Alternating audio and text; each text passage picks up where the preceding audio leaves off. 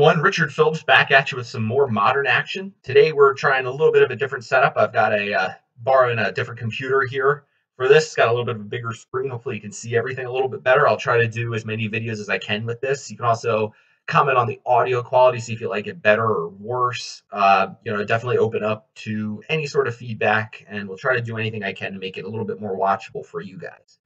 Today we're playing a twist on a classic. This is blue-white control as it used to be years ago, and I think it's actually incredibly well positioned. One of the most popular decks right now on Magic Online is Jund, and one of the best ways to beat Jund is to just kind of out mid-range them. And this deck is able to get a bunch of 2-for-1s and play relevant spells to the board. That's going to be really hard for a Jund deck. So before we break down the deck, just want to remind everyone, if you're enjoying my content, please subscribe to the channel, like my videos so you can get some notifications and interact with the channel. All right, so let's get to the deck. It's very straightforward. We're playing only 8 instants and sorceries. We're playing 4 Pats, 4 Serum Visions. Past Best Removal, Spell, and Modern, and Serum Visions will help us find what we need. We're playing 4 Spreading Seas as a way to slow down our opponent's lands, especially if they're playing Tron or something like that. We only have 1 Snapcaster Mage because we only have 8 spells in the deck. 4 Wall of Omens to slow down our opponent again. Kitchen Finks is a good clock as well as also a great defender, one of the best blockers in the modern format. 4 Spell Queller, which we can use offensively or defensively. An excellent card. Because of the way that we build our deck, we can also just flash it in as a 2/3. 2 Detention Sphere, good removal all around. 2 Gideon of the Trials. We have the full Gideon package of 2 Trials, 2 Ally, 1 Jura. This is going to allow us to gain a bunch of value off of the Gideon emblem, as well as put up a wall that's going to be almost impossible for our opponent to play through. 3 Restoration Angel. The Restoration Angel will let us blink Spell Quellers to get the effect. So if there's no spell under the Spell Queller, we can flash in the Resto, blink the Spell Queller, and then take the spell, which is a huge blowout if we can get it. Resto the Finks, even if the Finks has a -1 counter on it, it'll come back with no -1, so we can get almost like 3 usages out of the Finks, which is excellent. And the Wall of Omens, obviously, just to draw a card. 2 Ally, which we're going to be able to make tokens with. 1 Jura, 1 Baneslayer Angel. Baneslayer Angel is excellent against the Hollowed One decks and a lot of the Lingering Soul strategies that are around. It's going to be almost impossible for the opponent to fight through a Baneslayer Angel unless they have to exile or terminate. Our lands are relatively basic. We have a lot of basics. We have 8 basics because Blood Moon decks are once again on the rise. And this deck is reliant on double white. We have 2, 4, 6, 7, 8, 9, 10 spells that require double white. So we have a lot of planes. A couple of Mystic Gate to help with that. 3 Hallowed Fountains. Once again, just because blue and white mana are going to be needed to cast our spells. 4 Fetches, 4 Field of Ruin, which is more or less an auto-include, and then our Mana Sinks are 4 Celestial Colonnade. So the deck doesn't have to win with Celestial Colonnade, but it's once we can get a few things on board, we can just finish the game with Colonnade, which is great. All right, our sideboard has a couple more beaters. We have 2 more Geists of St. Traft and another Baneslayer Angel for mid-range matchups. Vendilion Click's good against combo and can also provide a clock, also good in the control mirror. 3 Negates when we need to move into a controlling strategy. We have 2 Settle the Wreckages, which are our removal in the deck because we're playing Spell Queller. We can't really play Verdict, at least easily. So playing Settle the Wreckage seems like a good compromise. We've got a Ruined Halo, which we can name something like Stormbreath Dragon or something we can't beat because our deck's mostly white. 2 Stonies for Tron matchups and Affinity. 2 Rest in Peace for graveyard strategies. And actually, our deck is not reliant really at all on our graveyard. The only thing that we use it for is the 1 Snapcaster Mage, so we can definitely play a Rest in Peace aggressively. I guess our Kitchen Finks, so it's just on that Kitchen Finks, but it will hurt our opponents a lot more. And then 1 Blessed Alliance for the human strategy, or if our opponent's also playing Geist of St. Traft, something like that, great there. And with that, guys, we'll move into a competitive league, and I'll see you guys there in round 1.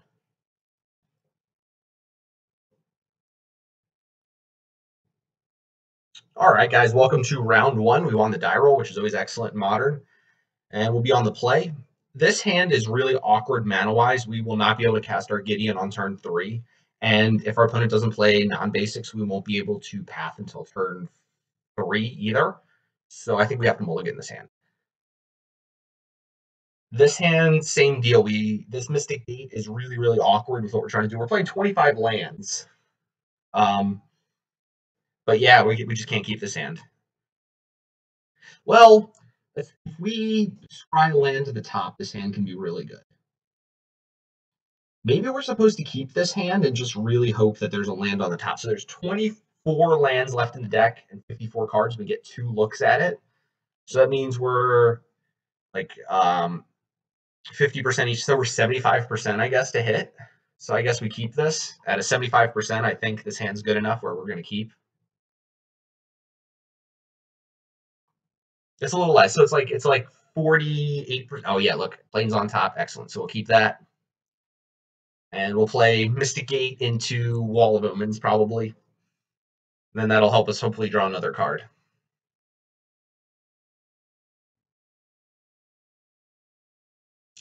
Happy it took our opponent a second to figure out whether or not they wanted to mulligan, because I think I would have just shipped that hand on reflex, but after thinking about it a little bit, okay, oh great, and we're going to get to draw the card with a Goblin Guide and then play a Wall of Omens. This is excellent. Sweet. All right, so it looks like our opponent's playing some sort of Goblin strategy or maybe Burn. The fact that they played Basic Mountain leads me to believe that it might be like 8 whack Goblins.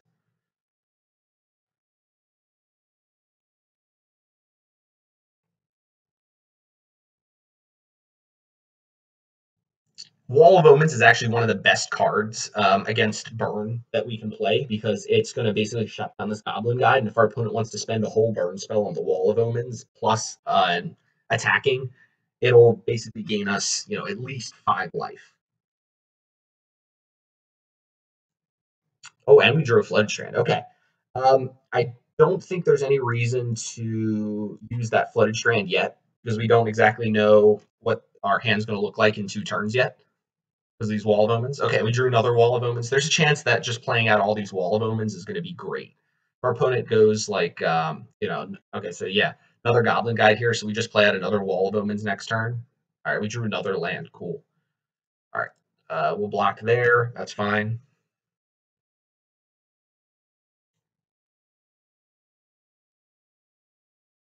I'm going to hold this Flooded Strand as long as possible.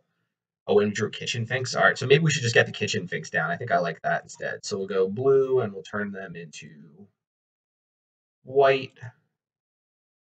Yeah, Magic Online doesn't really like it when we try to play these cards. Okay, cool.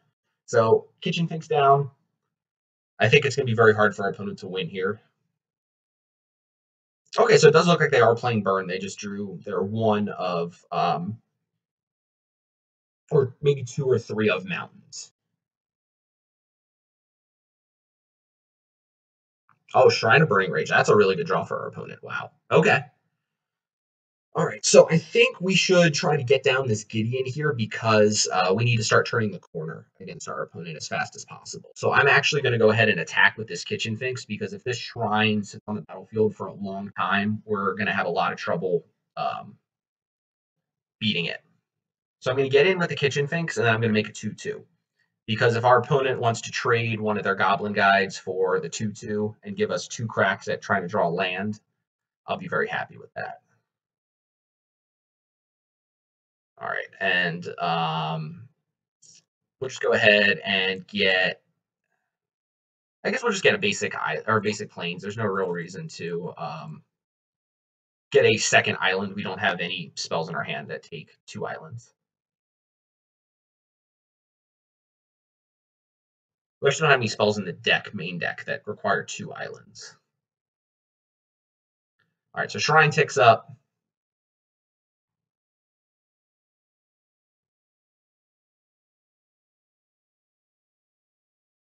Okay, Monastery Swiftspear, that's fine.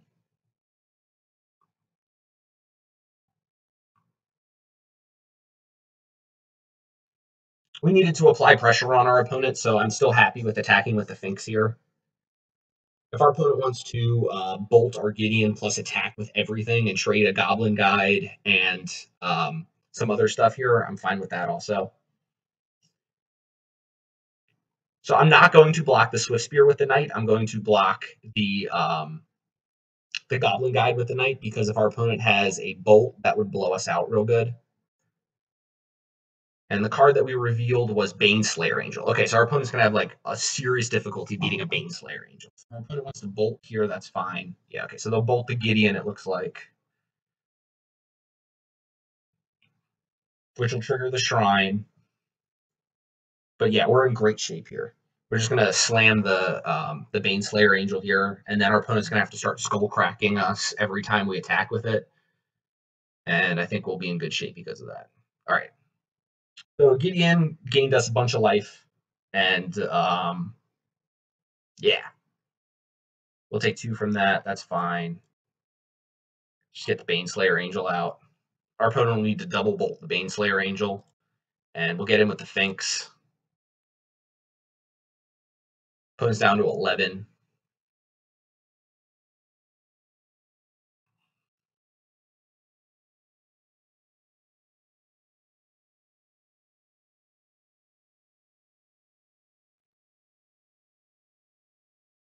Okay, Rift Bolt suspended. All right, and it's Spreading Seas. So I'm going to go ahead and Spreading Seas the Sacred Foundry first, I believe. That'll give us the most information, because if our opponent wants to play a red-white spell, they'll have to do it now. Okay, so it does look like they have Skullcrack. All right, and we have a Spell Queller, so we'll Spell Quell the Skullcrack when our opponent casts it, and then that'll probably just be game. I like getting in here with both.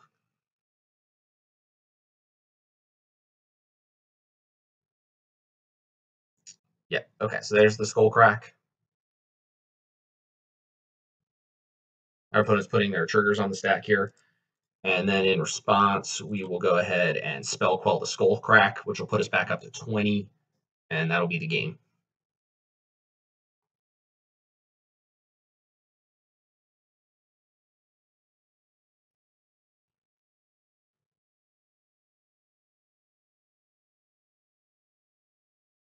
Yep. So our opponent's at 3, we're still at 20.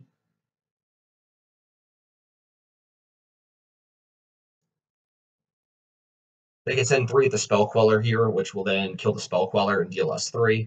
But then our opponent can't attack because they're dead on the backswing, and I don't think our opponent can deal us 20 damage here. Actually, I'm almost positive that our opponent can't deal us 20 damage here. All right. So Rift Bolt the Spell Queller, and then that'll be able to Skull Crack us, and then our opponent can hit us for 8 with the Shrine, but it requires 3 to activate. So let's see, that's 3, 5. Yeah, we're still good. And our opponent's dead to the Baneslayer Angel.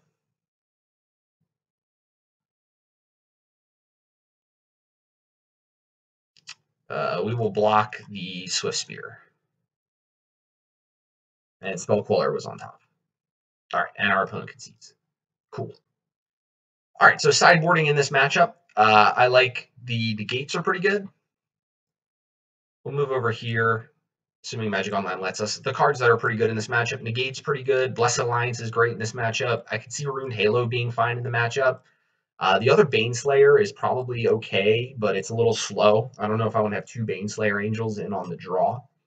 On the draw in this matchup, I really like cutting Spreading Seas. It can be very effective on the play, but I don't like it as much on the draw.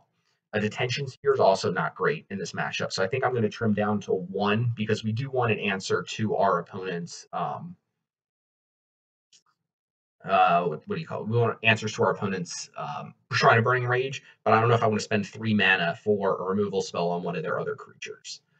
So if we take those out, that means we have 5 to bring in. I could also see cutting a Restoration Angel, but I think I'm just going to do the 5 and bring in these here. The Baneslayer Angel is good, but I don't think that 2 is significantly better than having just the 1. Because there's a good chance we're not going to survive in 5.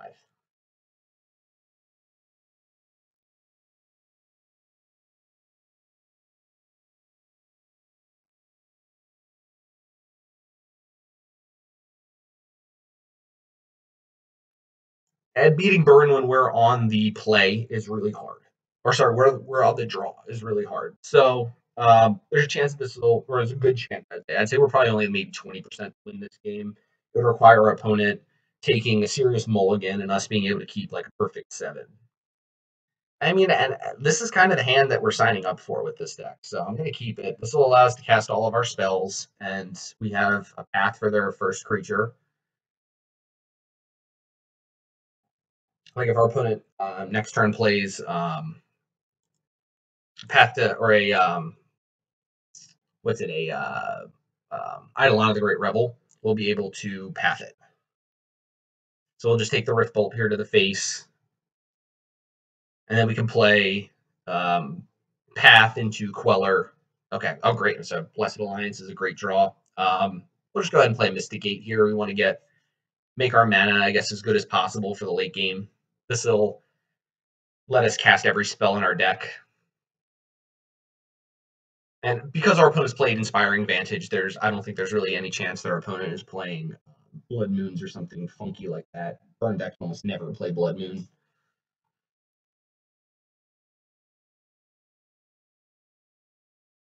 If our opponent taps out here, I think we'll just Blessed Alliance gain 4. Yeah, okay. And in response, we'll just go ahead and gain 4. I'm not super interested in trying to get value off of not trying to get super value off of the Blessed Alliance. I don't want to wait until all the modes are good. I would rather not get blown out by Skullcrack.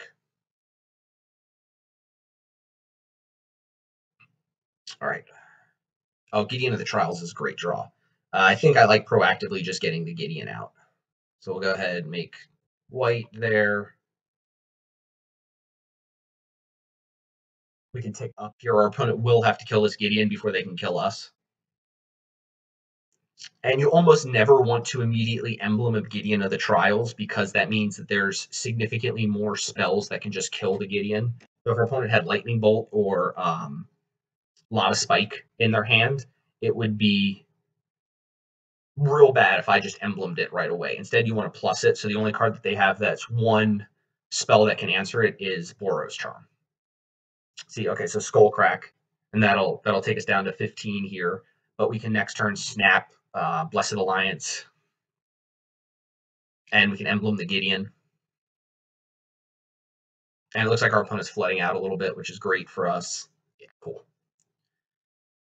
All right, so we'll go ahead and we'll start by playing a land, and we'll emblem the Gideon. And if our opponent taps their mana at the end of the turn, we'll snap Blessed Alliance.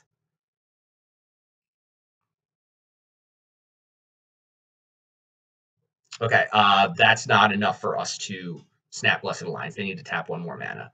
I don't think they would have played the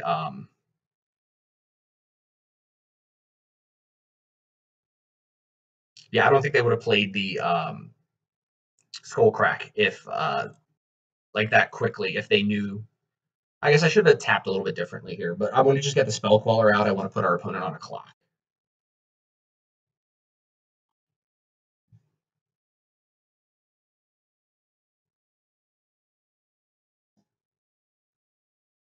Yeah, sure, that's fine.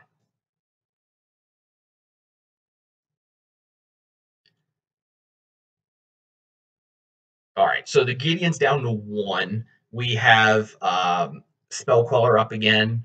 I think I like just making this 4/4. Our opponent's going to have to attack it in order to kill it.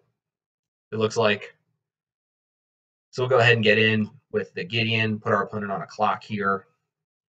We can still Snapcaster Blessed Alliance. Oh, opponent has Path. That's interesting. It's our last card in the hand.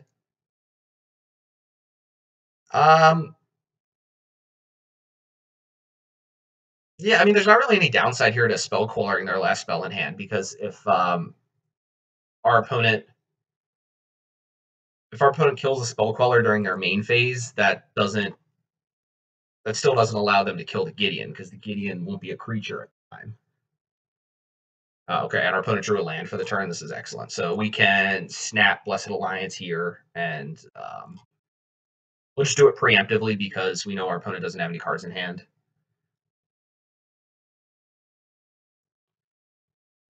We'll use this one.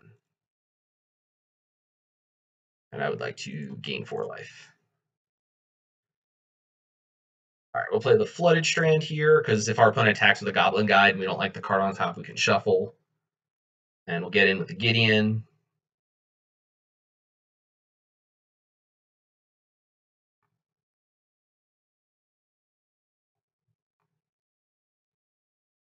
and our opponent will be dead next turn. All right, everyone, welcome back for round number 2. We're up a match. And we've got a hand that has all of our colors, and we can cast all of our spells here. We'll probably turn 2 Spreading Seas our opponent here.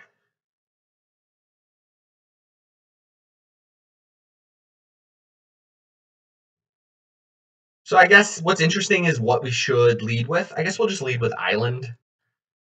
It's as long as we don't lead Island or Island into Field of Ruin, our deck is usually fine in terms of mana requirements.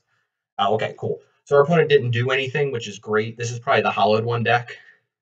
So we will definitely go ahead and Spreading Seas their land.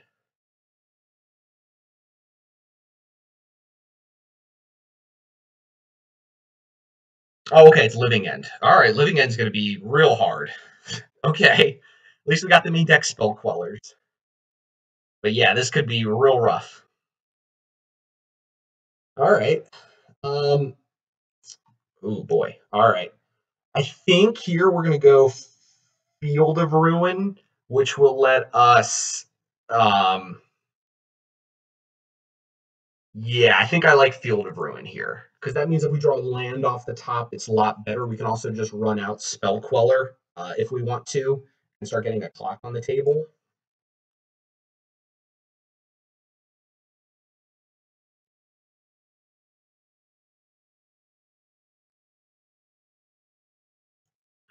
All right, and because we have Detention Sphere in hand, at the end step turn here, I'm going to Field of Ruin our opponent. If our opponent wants to Living End in response, we're fine with that because we have a Detention Sphere already for it.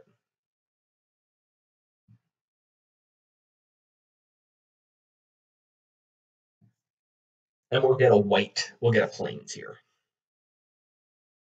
If our opponent's thinking about it, they might have multiple different ways of getting everything back. So if our opponent uses a the instant one, the red green, what's it, the outburst or something like that, then we're very happy. Yeah, if our opponent wants to outburst here, we're very happy with that. Oh no, they're going to beast within one of our lands. That's interesting. Okay. Okay. I didn't really see that coming, but okay. Yeah, we're just going to Plains again because we need the double white. All right, triple white's not great. I guess if I would have known that we were drawing exactly Plains there, I would have gone for Island.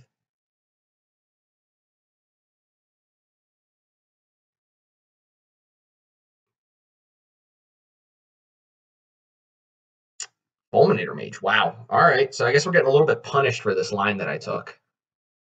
Wow, so we need an island here. Wow. All right. Yeah, I guess I should have gotten basic island with that. I don't know why. I don't know. Maybe it's results oriented because it is more important that we have more blue. I wasn't thinking that we would get fulminated again because we could definitely survive off of 1 blue here.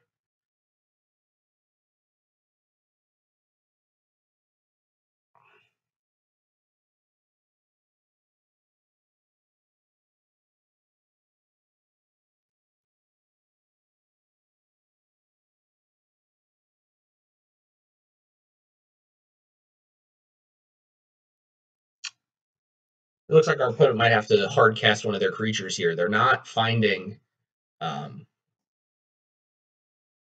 what they need. Either they've drawn all of their.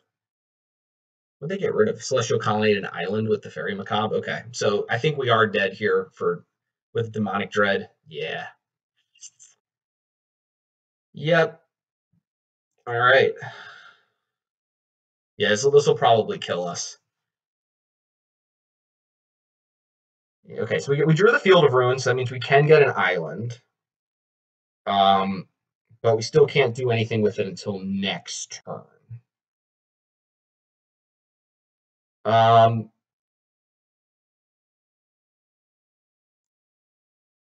Yeah, I guess we'll go for it. And we'll just flash in the Snapcaster Mage and block something, and then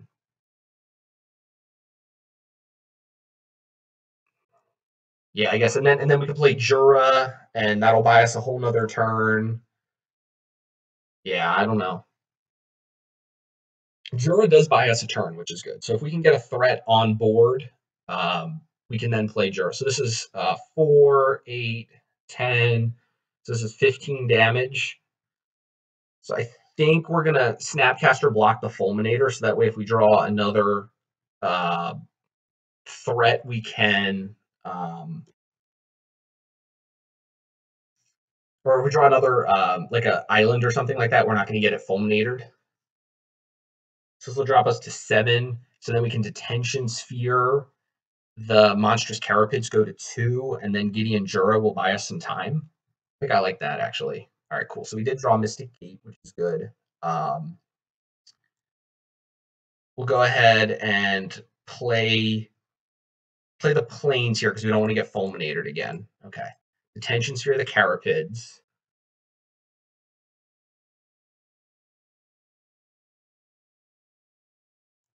All right, and then we're dead if our opponent uses a demonic dread to just, or no, the other one, the Horthing Outburst, to pump their team. But if and not cast Living End. But I think we might be fine if that's not the case. Okay, our opponent plays a Simian Spirit Guide. Okay, so if we go ahead and play Jura here and plus the Jura, that means that our opponent will only be able to attack for yeah, okay, so we're actually in good shape here. Yeah, our opponent will not be able to kill the Jura here. They'll be able to put it to 1. Then we can play Gideon and plus the Jura again. And then we should be able to win on the backswing. No, we can only deal 7 on the backswing. All right, so we do need to draw a little bit here. If we draw another land, that would be great.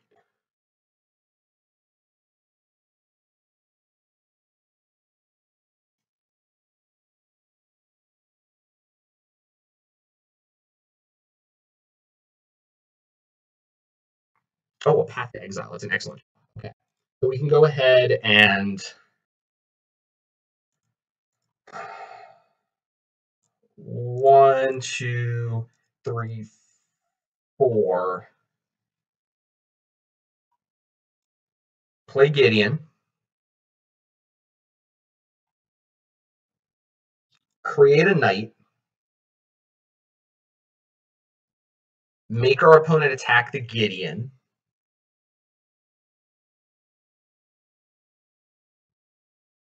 And then we can block with the knight and path one of their other creatures.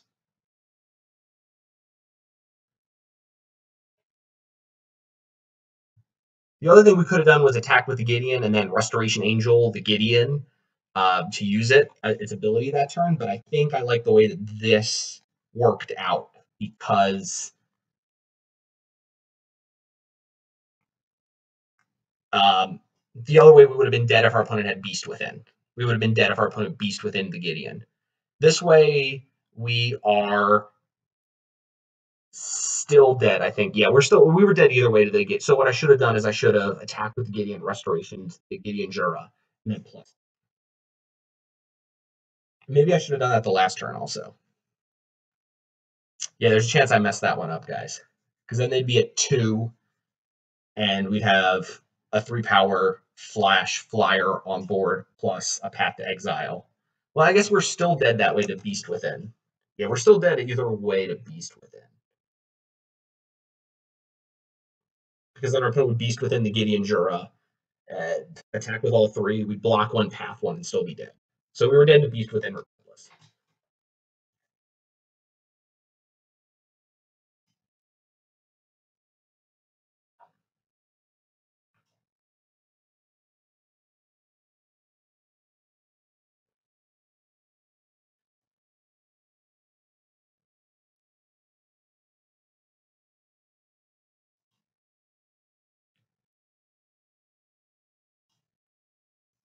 All right, and the living end is suspended with 2 counters on it. We'll just take a look real quick at what else our opponent's playing in their deck. This is what they revealed off of the Cascade.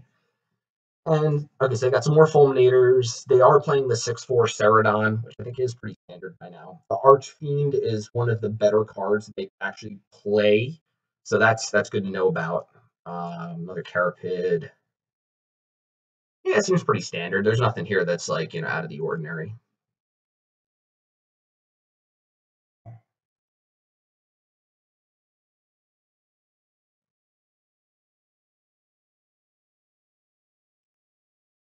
Ooh, this is interesting.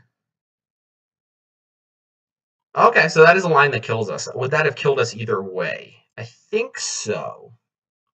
Oh no, it wouldn't. Okay, so this doesn't actually kill us. Okay, that's good to know. All right, so they have to attack the Gideon here.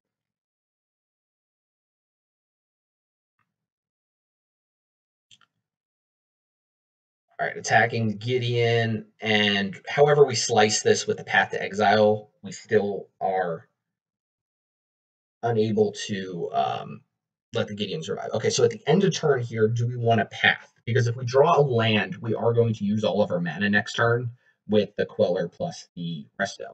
So I think because of that, we do want a Path, and we will Path the um, Fairy Macabre, I guess, because it is a flyer.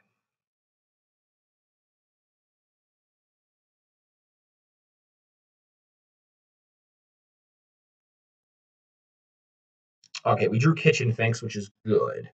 So I think our play here now is to Kitchen Finks plus Spell Quell.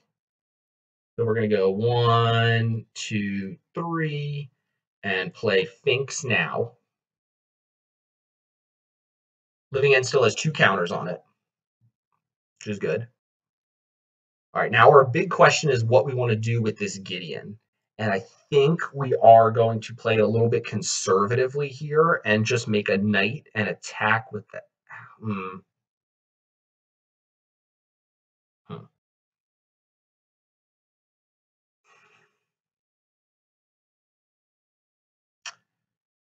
All right, we're going to attack with the ally and put our opponent down to 3. We can also attack with the knight because neither of our opponent's creatures kill us. I think this is a medium conservative line. What we're doing here. We should also turn off auto yields. That was not smart. Okay, so we put our opponent down to 3. The Living End is not going to come off suspend this turn. It'll come off suspend next turn. So our opponent currently is dead on board. So they will have to play to the board, and we can spell quell or something that they play.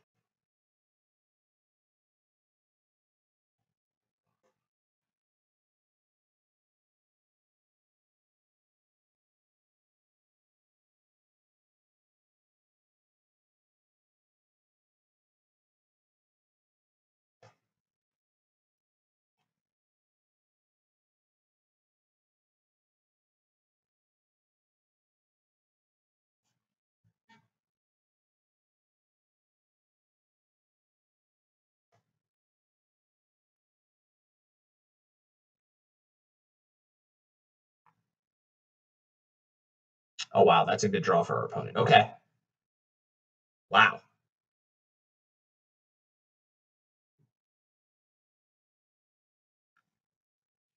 Yeah, we can't spell quell that.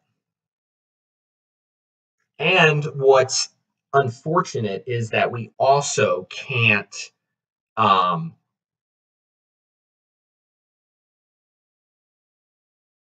wow. Okay, so this is interesting. So during our opponent's next upkeep, a Living End is going to resolve. So they're going to get back a Fulminator Mage, and we are going to get back a Snapcaster Mage. So we can Snapcaster Path something. And the all right, how does this work? What is it? Okay, just each player exiles all creatures. Okay, so the Kitchen Finks will not come back. Okay, that's kind of what I wanted to know. Okay, so I think what we actually have to do at this point now is we have to let the Living End resolve. Because the Living End will get rid of their Archfiend, and then we can spell quell an additional. Yeah, and then we can spell quell an additional creature. Wow, this is interesting. Okay. All right, we drew another Gideon. Wow, what do we want to do here? So this living end is going to resolve. Suspend is not a require. Yeah, okay. At the beginning of your upkeep, remove a time card with last cast it without paying its mana cost. It's not a choose to cast. Okay. So I think what we're going to do here is emblem this Gideon because our creatures are going to die anyway. So we're embleming this Gideon. And then 1, 2, 3, 4. We have what? We have 6 mana right now. Okay. So we will just pass the turn.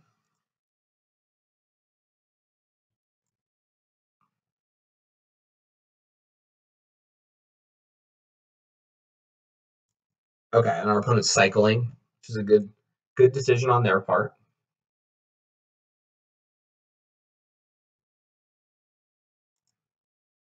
So now our opponent's dead to Spell Queller and Snapcaster Mage and Gideon.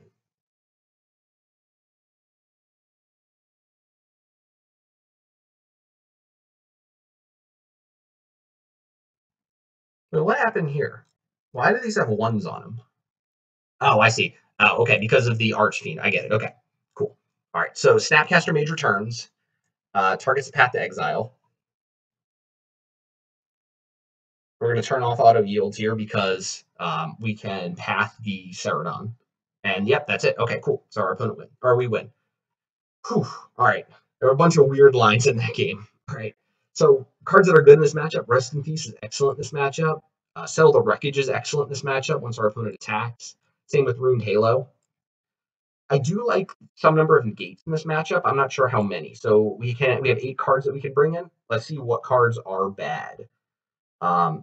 I don't really like Spreading Seas too much in this matchup, especially on the draw. There's a chance that we're just dead by the time we can deploy Spreading Seas. Restoration Angel might honestly not be great. The Detention Spheres were great there. I could see maybe cutting some number of Wall of Omens, maybe 2, because our opponent can just kill them real easily. And providing value is not as important in this matchup. So maybe those 7 out will bring in these plus 2 negates.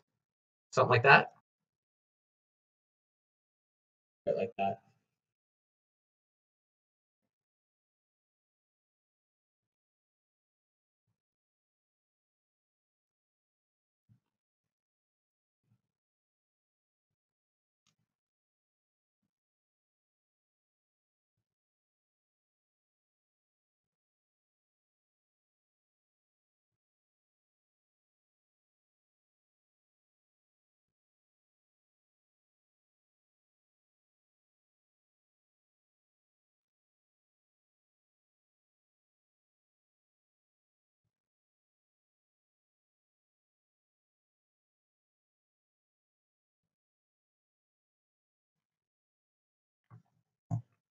All right, so let's take a look at this hand here. This hand has 2 negates in it, Spellcaller and a Path. It's definitely on the worst side, but I think we got to keep any hand that has lands and spells in it.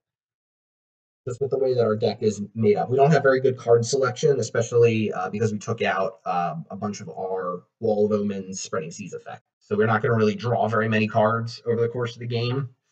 So we can't really expect much better than this. If our opponent is on the Fulminator Mage plan, this could be very bad for us.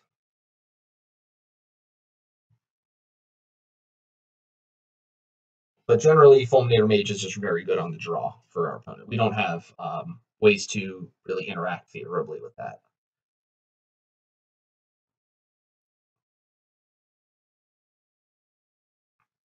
Okay, it looks like they finally hit a land. It took them a long time to get there, but they found it. All right.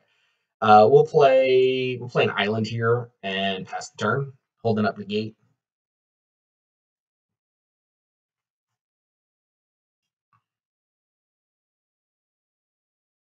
Opponent's all the way down to 10.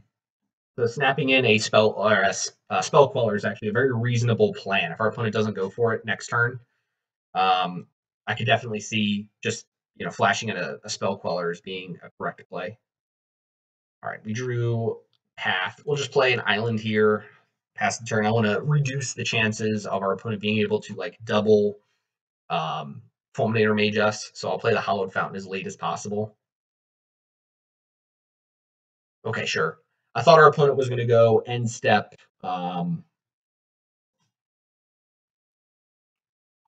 End step instant speed. What's the card called? Living End into sorcery speed Living End, which would have been real bad for us. All right, so we are going to go ahead and get the Spell Queller down because if we put our opponent on an actual clock, they are going to need to do something relatively soon, actually. I want to have the ability to double negate, so I'm going to play the island here. And we'll get in at our opponent, dropping them down to 8, which is real.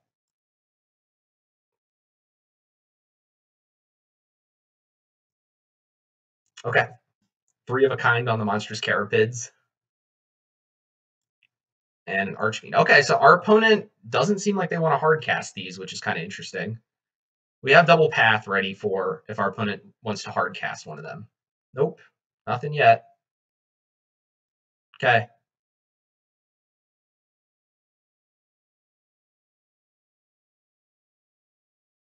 Doing it in our upkeep.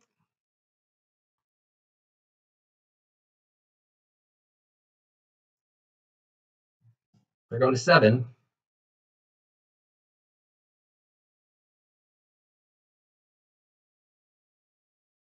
Okay.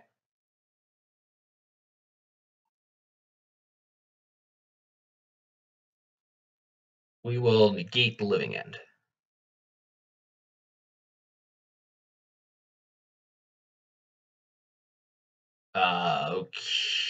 Okay. So they're going to Ricochet Trap the negate to the Violent Outburst, which we will be okay with. All right. And then we will negate the Living End again.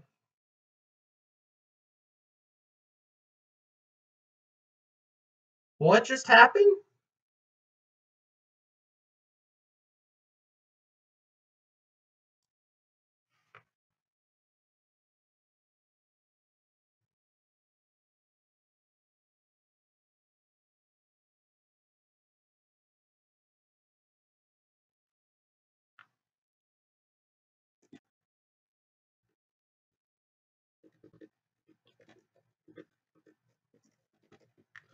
Well, guys, we broke Moto.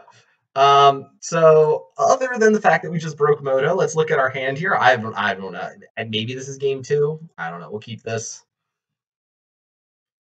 Okay.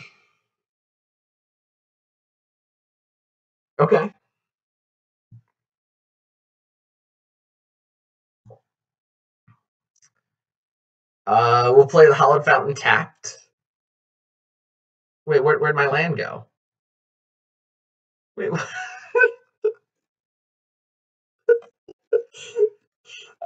Guys, my land disappeared. It says I played Hallowed Fountain. And then it says I played Hallowed Fountain and there's no land on the battlefield. I don't know if I'm going to post this as part of the video, but alright, our opponent played a land that also didn't show up on the battlefield. Oh, look at our opponent conceded. Okay. I don't know. Alright, well, we'll move on to match 3, but I hope you guys saw one of the best Moto bugs I have ever seen. Like, literally ever. Alright, guys, welcome back to the 3rd match after breaking Moto. We're 2-0. So, good start to the league. This hand has Path, Snap Path, and Arresto, so we'll absolutely keep this. It's a little weak for Blood Moon, but we can't, keep our mulligan hands based on what they are against Blood Moon. We'll probably play this Colonnade tapped. Oh, okay, our opponent's on Tron, of course. So, our Snap and Path hand is not great, but I don't know, maybe we'll get lucky or something here. All right, so we'll play the Colonnade tapped. We have Field of Ruin for turn 3. That means turn 2, we're just going to get the Snapcaster Mage in and start beating down. If our opponent has turn 3 Tron, we are most likely just dead. If we draw Spreading Seas off the top, would be our best draw.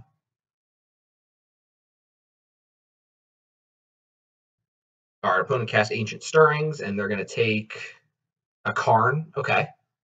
So maybe no turn 3 Tron. Okay, yep, maybe no turn 3 Tron, which would be excellent. All right, so we will go ahead and play the Flooded Strand and pass the turn.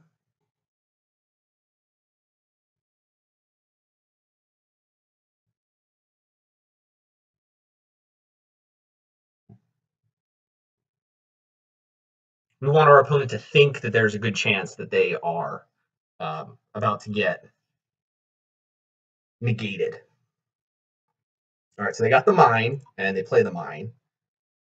And at the end of the turn, we'll just snap in or flash in a Snapcaster Mage to get a clock down on our opponent. We'll go ahead and get Island here. And get the Snapcaster down. And then here we'll just go ahead and main phase Field of Ruin our opponent's mine. We're going to go after the mine because our opponent just searched for it. So the chances of them having another one in hand are very low.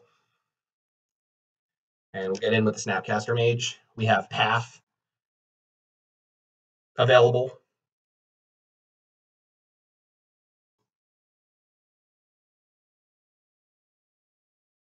Okay, Oblivion Stone's fine.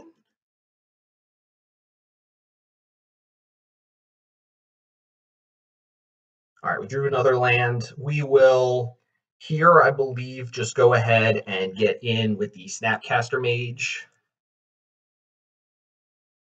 And because our opponent has the Oblivion Stone up, I think it's important that we get the Finks down because Finks is a recurring source of damage. Oh, wow.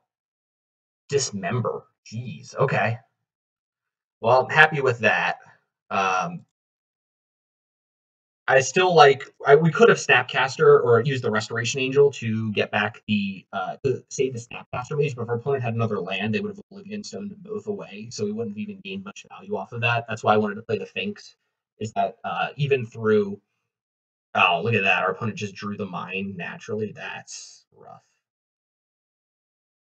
Wow. All right. They got a Karn. Okay, sure. Exile card from our hand. We'll get rid of this island. That's fine.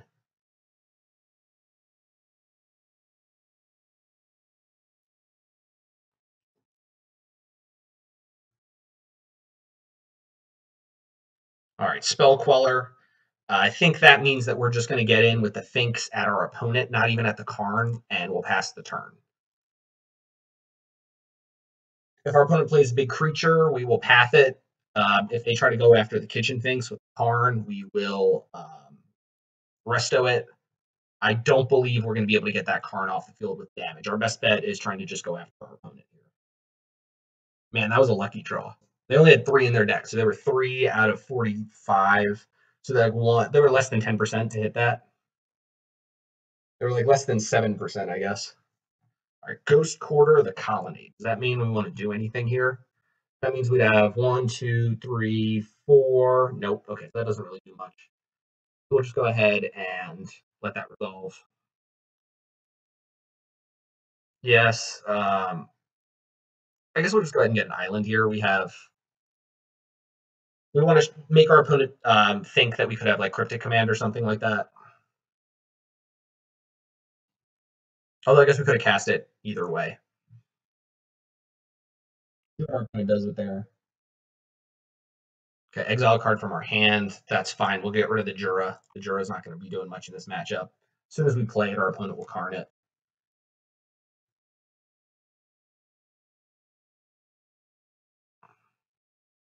Sylvan Scrying. Do we want to spell call that? Probably not. I think we just let that resolve. Next turn, we will have to attack the Karn with one of our spells because the -14 will... well, actually, I guess They could restart the game with a Jura, and we would have nothing. So maybe that is bad. All right, they have the Sanctum. That's fine. They play the Sanctum. Oh, okay, and they have another Karn. That's not good. Okay.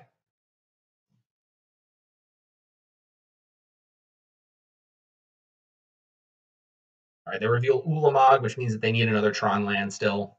See if they keep the new Karn. They do keep the new Karn. Okay, we will exile Spellcaller from our hand.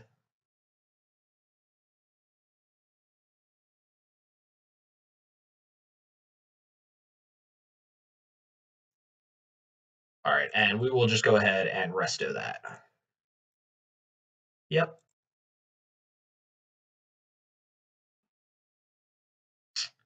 Colonnade's a good draw.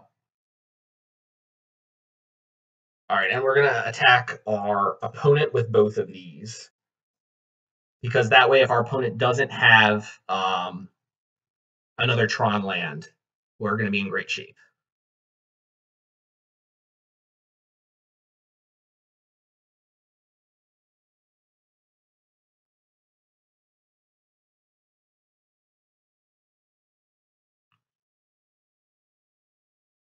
Okay.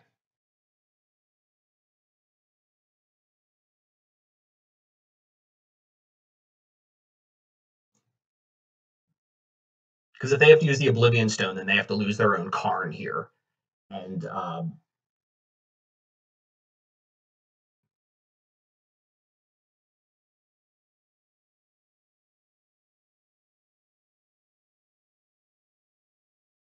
yeah.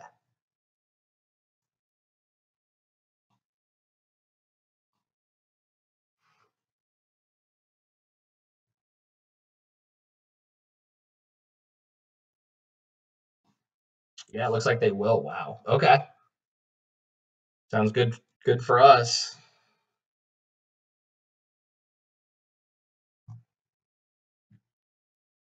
Yeah, they're going to lose their Karn, so they still need to hit another Tron land after they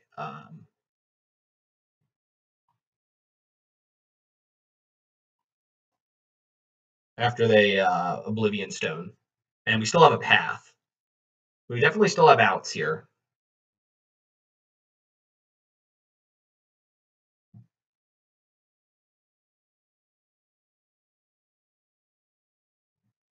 All right, our Sphinx will persist back, gain a couple, and we'll just pass the turn, leaving a Flood Strand in hand. If our opponent plays another Karn and upticks it, we'll get rid of the Flooded Strand. There's no real reason to play out lands.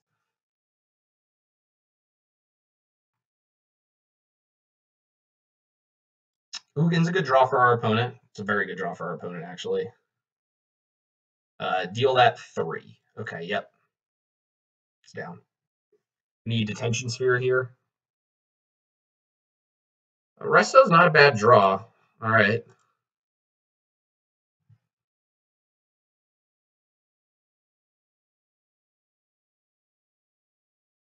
Okay, we're down to 22.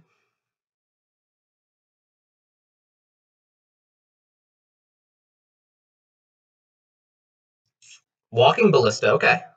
We'll path the Walking Ballista.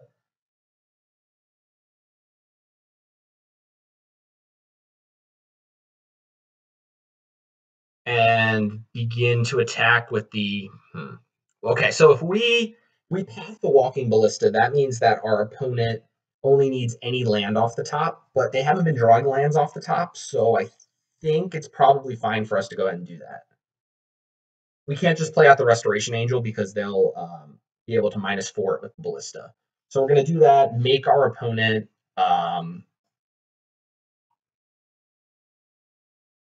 use the Ugin's minus ability. We'll just go ahead and get it out now. It doesn't matter.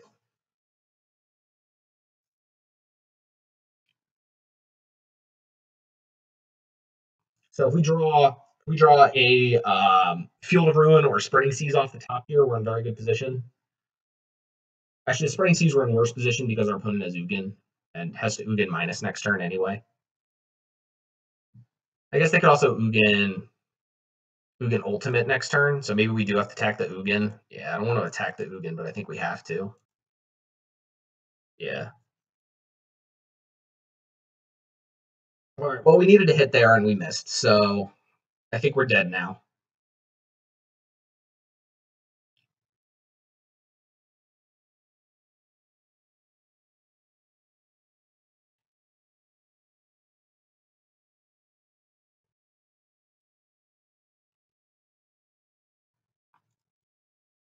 Sure, you got it.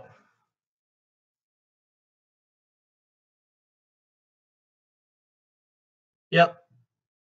It's interesting that they made black, so I guess that means that they are green black Tron. No, and I played the dismember. Usually, I don't play dismember with that. Okay, so they have enough for. Yeah, so we're definitely just dead here now. They'll get rid of the Restoration Angel and something like that, tick up the Ugin. So then we need like exactly Detention Sphere into Path or something like that. But we need to get the Ugin off the table next turn, or they're going to get to ultimate it. Yeah, okay. So and we drew the Field of Ruin one turn too late. If we would have drawn the Field of Ruin last turn, we would have at least been in okay shape. But now we're just dead. All right. So again, in this matchup, Geists are really good. So I like bringing in Geists. I like the Vendilion Click. I like the Gate, Gate, and the Stony Silence.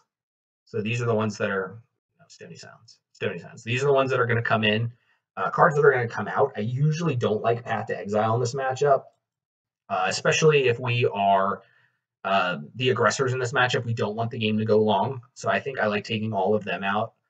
Um, I also don't like Wall of Omens in this matchup, so maybe pretty clean 8 in, 8 out there. The rest of them are all threats. And we still have 2 detention spheres to remove our opponent's creatures, plus like Gideons and stuff like that. So if our opponent plays Wormcoil, we can still more or less fight through it. Or like Thragtusk, we still have a bunch of ways to interact with it. So we just have card draw, like card filtering, land disruption, and relevant hate cards as well as threats left in our deck. So we want to keep a hand that can preferably be like turn 2 Spreading Seas, turn 3 Geist, and try to ride that to victory. That's kind of where we're trying to go with this, I believe. Make it a little bigger for you guys.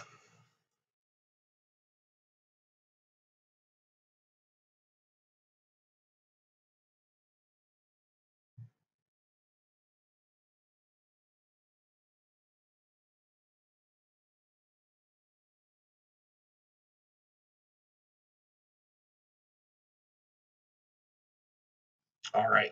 We would like to play first. Yep.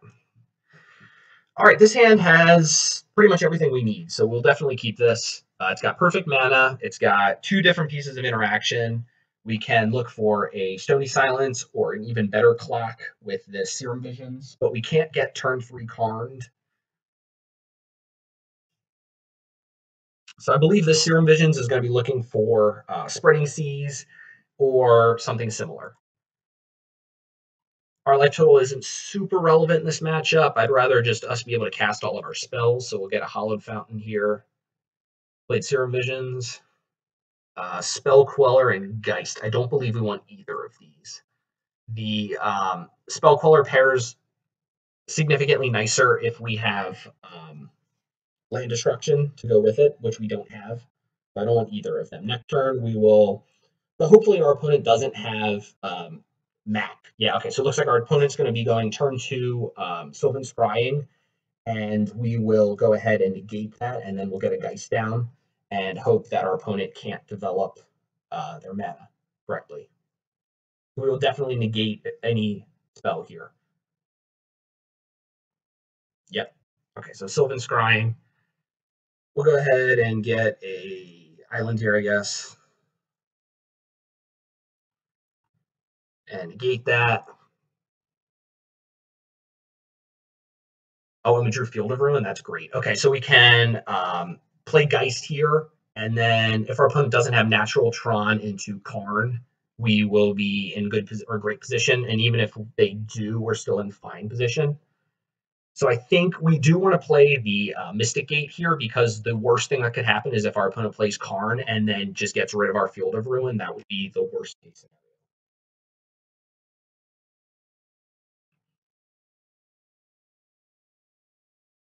Because our opponent looks like they're on the green version, I don't think they. Oh, look at that. They have put it on here exactly.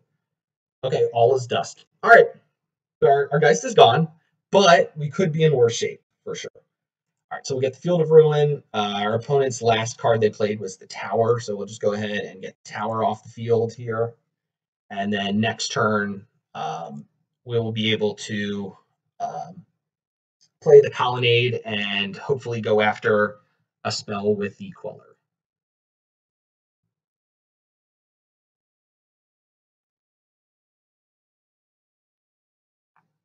All right, our opponent found Sylvan Scrying again, so they're going to have it again, so we need to rip something else off the top. Man, that's unfortunate. They have 5 mana here.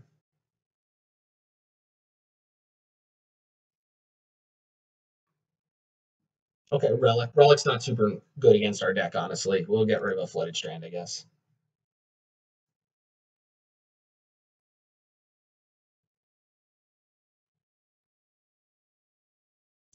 All right, we have Snapcaster Negate, which is good if our opponent taps out, but the chances of them actually tapping out, I think, are really small.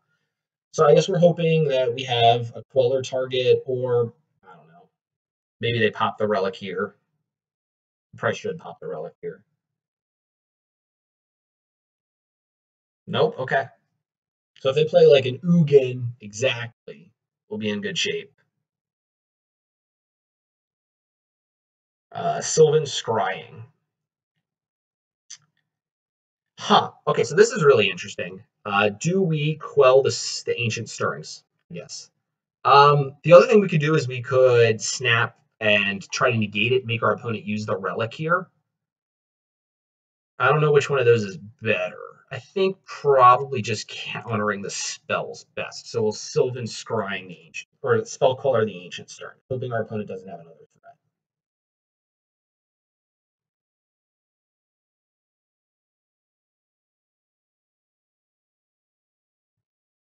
Okay, that's a good sign. Our opponent has Thrag Tusk, that's fine. We can beat a Thrag Tusk. Making black mana, so I guess maybe they have a Dismember. But that also isn't too scary. Okay, they burn the relic.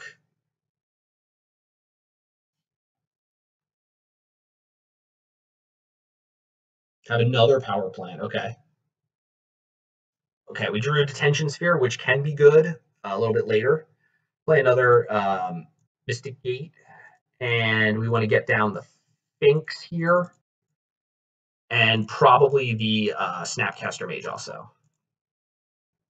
Maybe we should have played the Snapcaster Mage at the end of the last turn. Would we have been able? Yeah, we would have been able. I definitely should have done that. We should have snapped in the Snapcaster Mage just as a clock.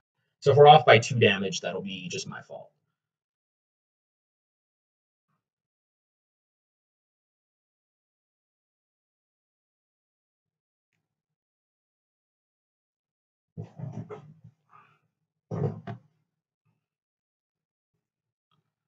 If our opponent does nothing here, we can put our opponent on a 2-turn clock here. Play Forest first, which I guess is a good sign for us. That one of their cards in their hand is not a big threat. They do have 10 mana now.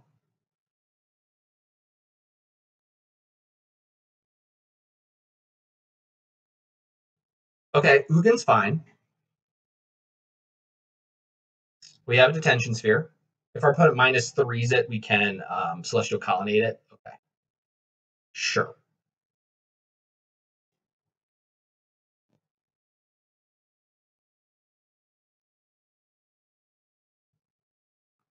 They have been playing like they have Dismember. Oh, they drew a Karn or got a Karn. That's not great for us.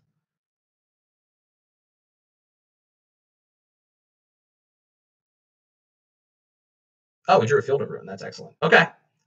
So we. Oh, I should have played that Snapcaster Mage at the end of the crap. I said I was going to do that too. All right. I guess we have to use the Detention Sphere to get rid of the Ugin. But yeah, that wasn't the best play on my part. We did go after the tower before, right? Yeah, okay, so that's the second time we've gone after tower. That's correct that we did that. All right, we'll get a plains here, and yeah, I guess we'll just go ahead and detention sphere the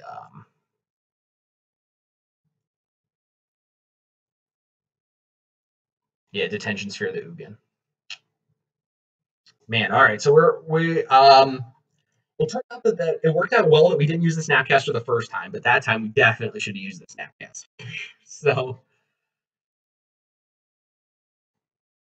oh man, okay, our opponent had Nature's Claim. All right, sure, sure. All right, so I haven't played this game the best, but at the same time, we actually all we did there was reset the Ugin.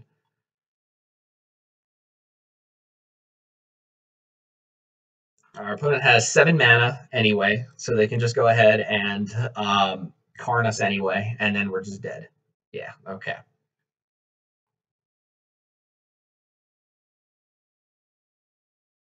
All right, they're getting rid of a card from our hand, which we'll play. All right, so we did draw Serum Visions, so I guess we can play that first. We drew Geist. All right. Negate Resto. Top the Resto, top the Negate, I guess, and then we can rev up the Colonnade and attack Ugin for 6 damage here.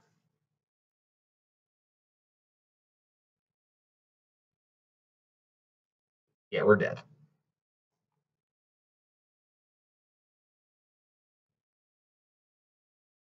Because now our opponent will probably minus Karn on the Colonnade. Oh, they found it. Okay, there's still 1 off from that. Or 2 off from that. Yeah, 2 off from that. And then they'll probably Karn minus on the Colonnade here. Yeah, okay. So then we can Snapcaster Mage hit the Ugin, and that means that our opponent will have to kill the Ugin or use all of the Ugin to get rid of the Geist.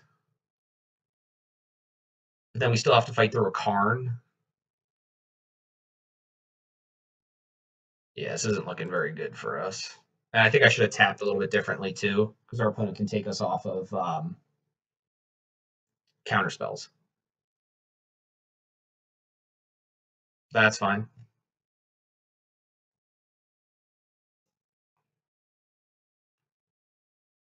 That's fine. That's also fine.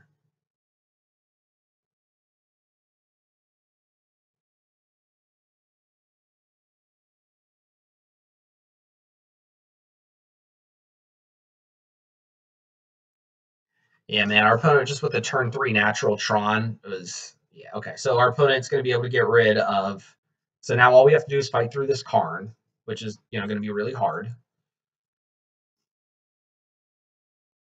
So maybe I should have negated one of those. I don't know. Okay, we got a Restoration Angel, which is, I mean, we're getting there in terms of like that was one of our better draws. Our best draws still are other Detention Sphere, but detention or Restoration Angel is not awful. It is something that our opponent will have to deal with.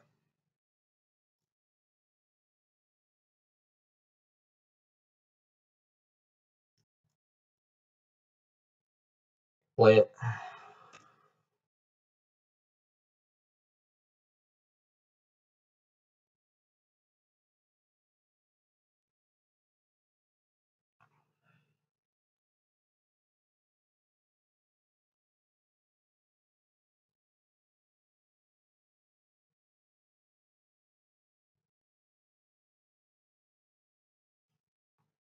All right, and we drew a Spell Queller, so that's pretty good. Also, we will be able to attack the Karn here. So if our opponent wants to restart the game, they can, but all they'll have is a Colonnade.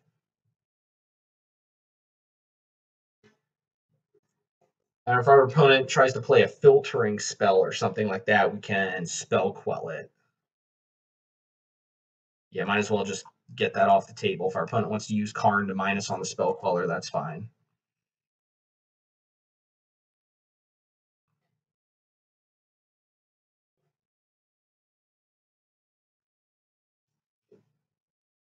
Yep, okay. Our opponent was fine with getting rid of the spell queller.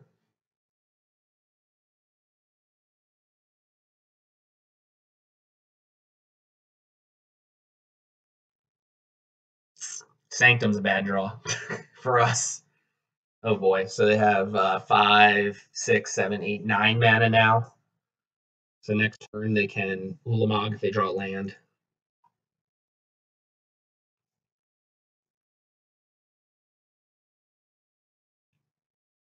All right, well, we drew negate. We'll get after the Karn here. Whittling it down.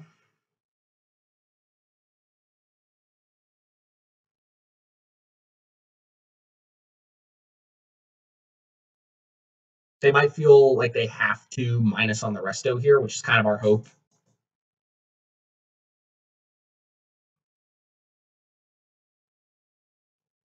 Okay, nope. All right, so we get rid of the negate. If our opponent lands the Ulamog, I'll just concede. Ancient Stirrings. Okay, I found Chromatic Sphere, which isn't... Chromatic Sphere is not a Tron land. It's also not just any land. Okay, Expedition Map will get them Karn, and then... Yeah, that'll kill us. Okay. Good game from our opponent. Our next card was Kitchen Finks. Yeah, we were just too far behind there. All right, guys, welcome to round number 4. We're 2-1 in the league so far. And this hand's great. We'll keep it. It's got some interaction if our opponent's playing Tron or something like that with the Field of Ruin. It's got a turn 2 Wall of Omens. Yeah, seems great. We're going to start off with our tap land because we want some blue mana. If our opponent's on a creature-based strategy, we can Wall of Omens next turn. Okay, if our opponent's on Tron, so that means that we'll probably want Serum Visions instead. All the Tron decks today. All right, we'll go ahead and start with Serum Visions. Spreading Seas is a great draw. We will want another land, and I'm not super interested in the Finks, so we'll go like that. And we'll just play a Plains and pass the turn.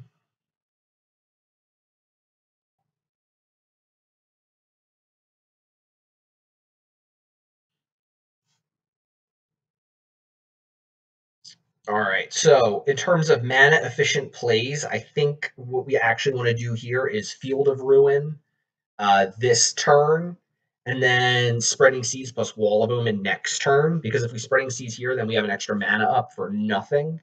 So I think we want to make the mana efficient play here and go after the tower, because the tower was the first thing that our opponent searched for. And our opponent can use the expedition map to get it, but I wasn't going to wait for the end step and then our opponent not have done anything. I guess we could have done it during their upkeep. Yeah, maybe we should have done that. We should have just waited until our opponent's upkeep to do that. Yeah. All right. So if our opponent searches for the tower here, I guess that's... No, they still found mine. Okay. We'll get an island.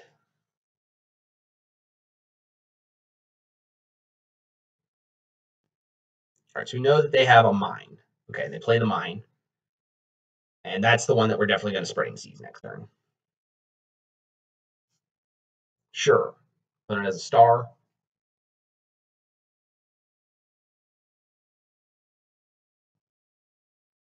Okay.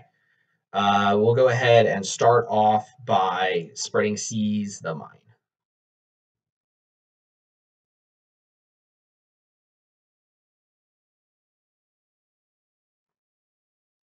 See what we draw.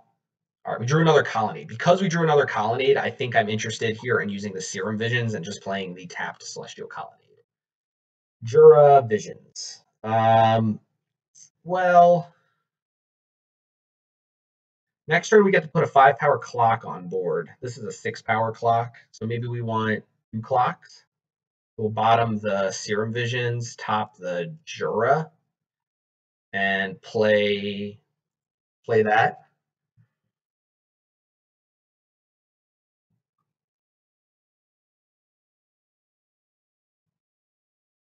Our opponent has 4 mana.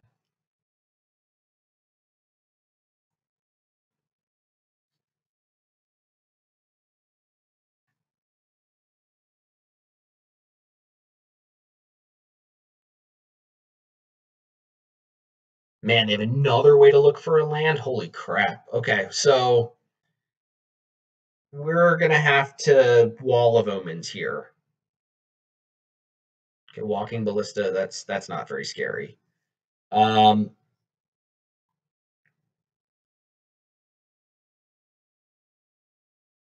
they found the mine, so they'll have 9 mana next turn, which is enough for Karn, but I guess we're not super scared about Karn, so I think maybe we just want to get the Jura going here. We've put some cards on the bottom of our library recently that we definitely don't want, so I think I'm interested in shocking in here because that means that it's a better possibility our next turn of not drawing a bad card.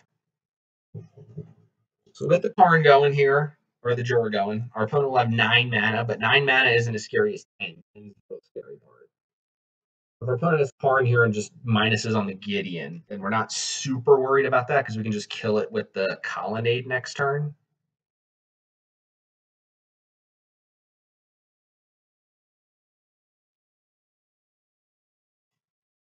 Oh, we drew a Spreading Seas. Okay, so that's great. That will allow us to Spreading Seas and Restoration Angel. So I think we're going to do the same thing again. We're going to put this one on the mine.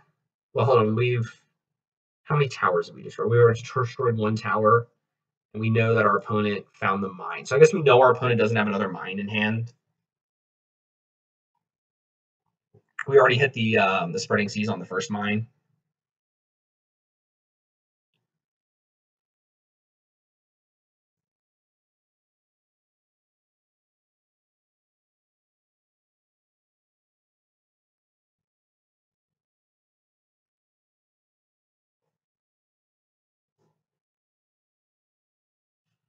All right, we can draw a card off of the Spreading Seas. Oh, we drew a Gideon. If our opponent wants to kill the Gideon, are we okay with that? Because otherwise they're just going to plus, and we'll discard the Wall of Omens, flash in the Resto. Are we cool with that too?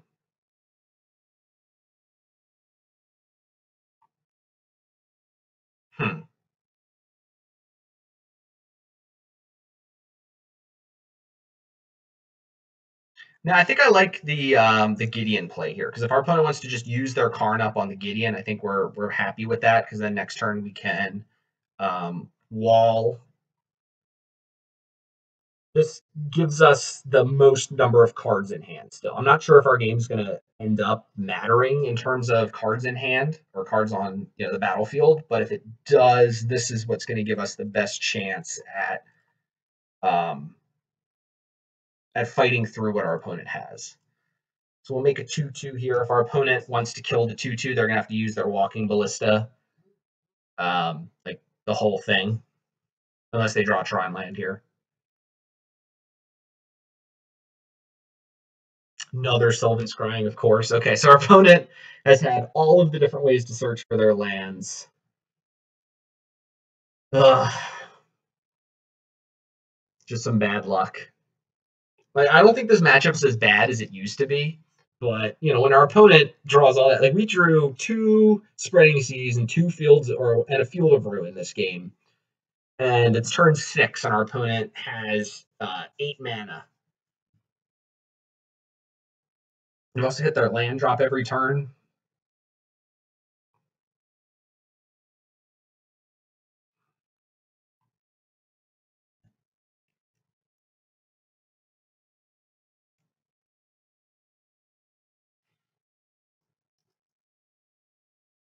Okay, so our opponent did exile the Gideon.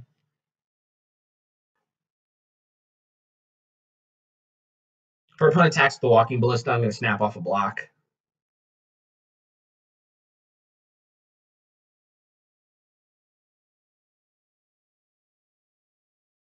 Okay. Now I'm not going to snap off a block.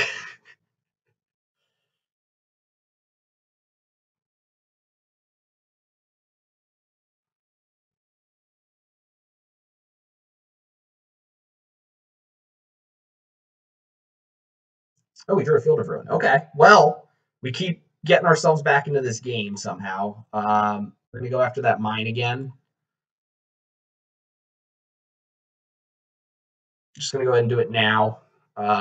Get an island here. And get a so 1, 2, 3, 4. Yeah, we'll just go ahead and get the Baneslayer Angel online here and attack our opponent with the Knight.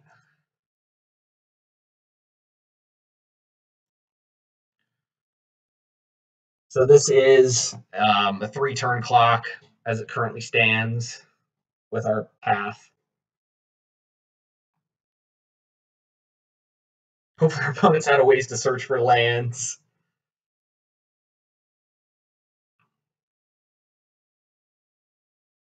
They only have one more Urza's Mine in the deck.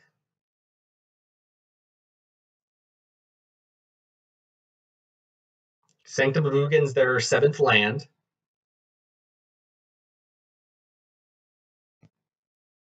Okay, World Breaker. We do have a path, which is good. Okay, they get rid of a Colonnade. That's fine. They can search for like a Worm Coil Engine or something if they want to, but they probably won't.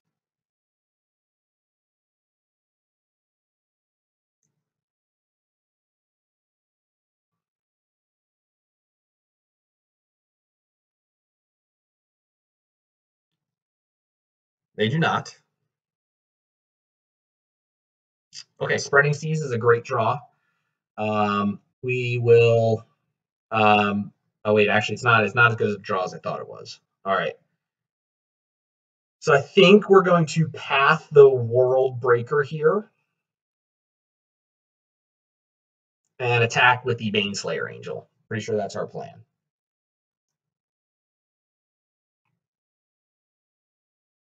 There's a chance that that's playing like right into what our opponent wants us to do, but I think I'm happy overall with just trying to close the game as quick as possible.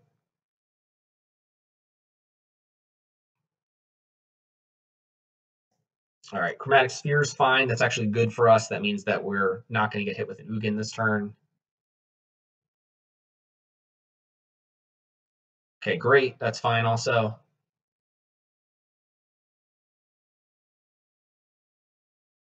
That's fine also.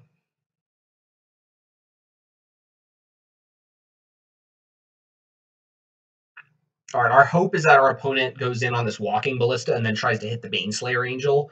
And then with the last target on the Walking Ballista, I'm going to go ahead and resto it. Okay, cool. So we're up to 4 counters on it, and they're going to be 1 short on going up to 5. So that's cool. If our opponent attacks us with the Walking Ballista, we will just take it.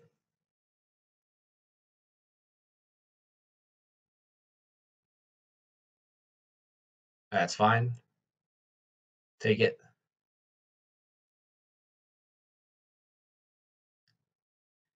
And I think I like getting in with the Resto here because that means that our opponent will have to use the Walking Ballista to kill either the Resto or the Celestial Colonnade, or they're just dead.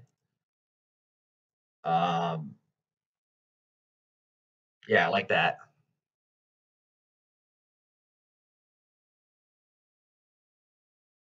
Oh yeah, this is an angel, so I couldn't have done that. So actually, I guess we got lucky. I don't know. For some reason, that's never come up for me. Well, it has come up with for me before, but not recently. So I forgot that that's how that card works. But we're gonna make our opponent use the Walking Ballista to get rid of the Celestial Colony. Yep, that's fine.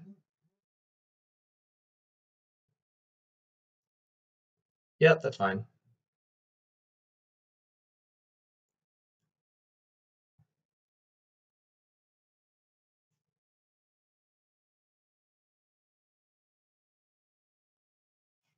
All right, so our opponent's at 3. That means that they can't just use a card. They need like an Ugin here.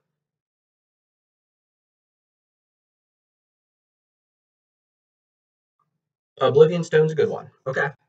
But our kitchen Finks is also a reasonable clock. They have double of all of their Ugins and stuff. Oh boy. All right. So here it's important that we get a clock down. So I think what we're going to do here is spreading sees the sanctum. So our opponent can't get a second threat off of their first threat because they already have double of everything. And then play the ruins and get the Finks down. So our opponent needs to draw something to answer to get the Finks. And then hopefully we can draw more things.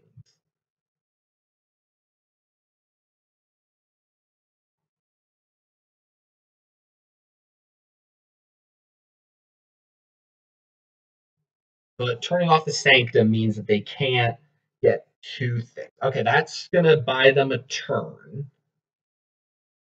They can Ghost Quarter or Field of Ruin, which they're not going to do. Okay. So we'll start by attacking because our opponent will have to use the Oblivion Stone when we attack.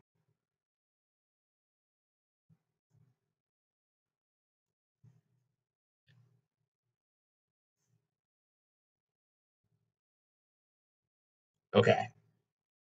So that'll persist back. Actually, it buys our opponent 2 turns. Okay. All right, so our opponent has no cards in hand. We will go ahead and start with a Wall of Omens because if we draw 4 mana play, I want to be able to play it here. Or 5 mana play, Detention Sphere. Okay, so that's still not anything. So I'm going to go ahead and Wall of Omens here again. All right, and we drew a Colonnade. So I definitely want to play that Colonnade and pass the turn. Okay, so our opponent needs a top pick here, and it needs to be something that can get rid of a Colonnade. So even Ugin's not good enough here. It needs to be like Ulamog.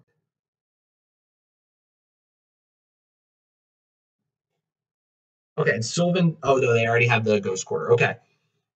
Okay, so they do have the Ghost Quarter. So maybe I did misplay this a little bit. Maybe I needed to.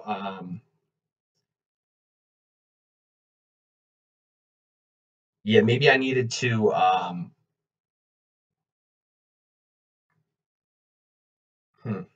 don't know.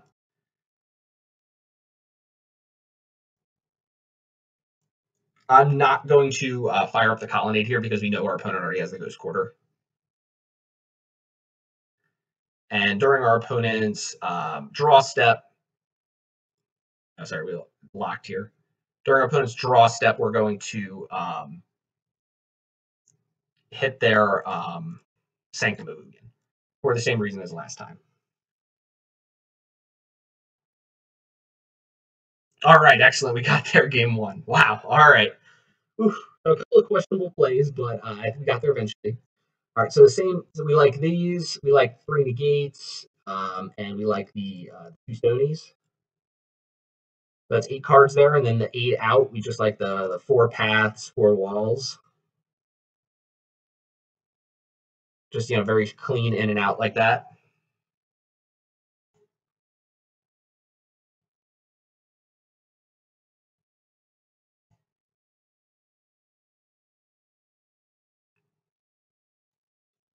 All right, getting game 1 is a big deal because our matchup gets a little bit better post board, and our opponent doesn't have like a lot that they get to bring in.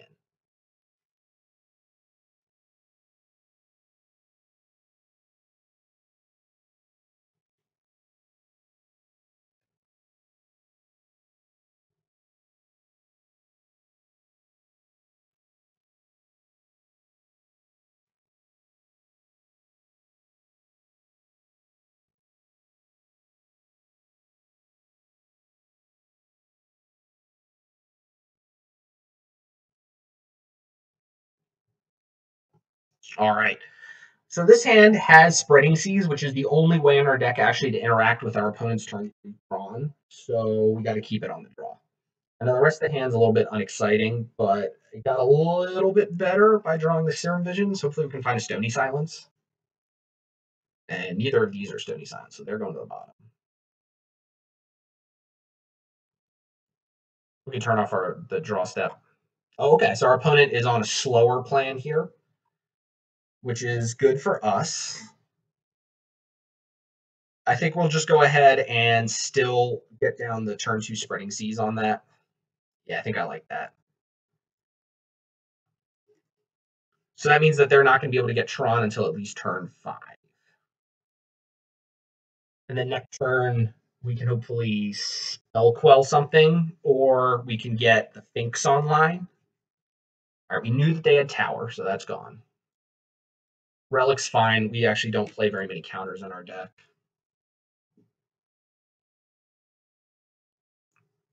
Fine.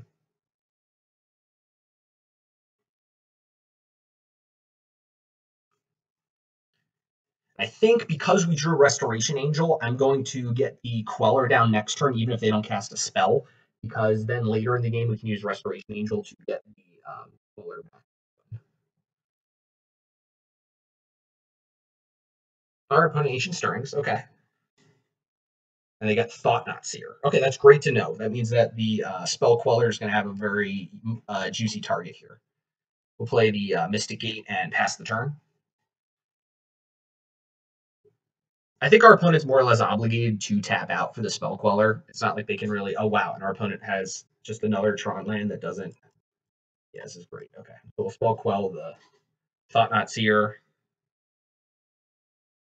Oh, and we drew a Geist. All right, so we're going to definitely get the Geist down here and get in at our opponent, because our opponent's still 2 turns off from getting Tron.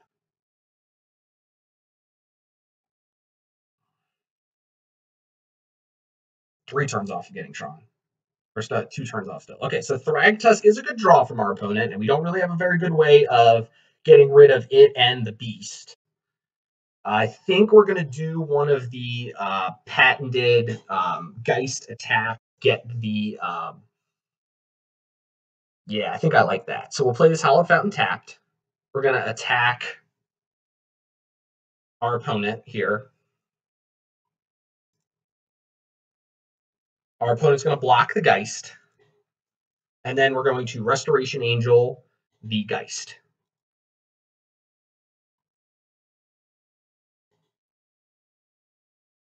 All right, 1, 2, 3, and 4. Resto the Geist.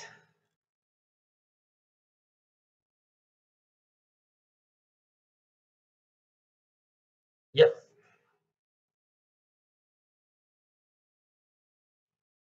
All right.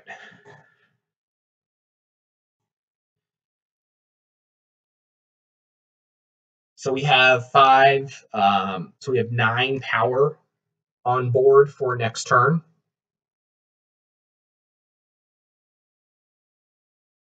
Well, we have 4, 6, 7, 8, 9. So we can hit our opponent for 12 next turn if we're okay with running the Geist into the Thragtusk.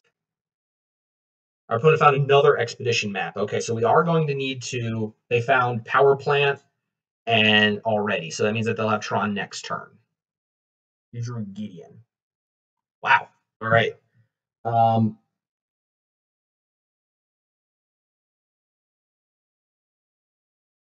what plays around the most number of things? Yeah, that Thragtusk was a really good draw for our opponent.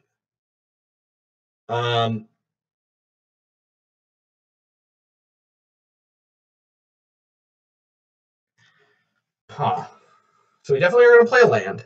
We can get that done. So if we cast a Kitchen Finks, that's good if our opponent is playing Oblivion Stone. If we cast Gideon, it's good if our opponent doesn't have Ugin, but it's really bad if our opponent does have Ugin. So it's basically, do we want to play around Ugin or something like Ulamog? Because Ulamog will get rid of the Spell Queller and the Colonnade probably. Yeah, so Ugin is really what we're trying to avoid. Ugin, All is Dust, and Oblivion Stone. Huh.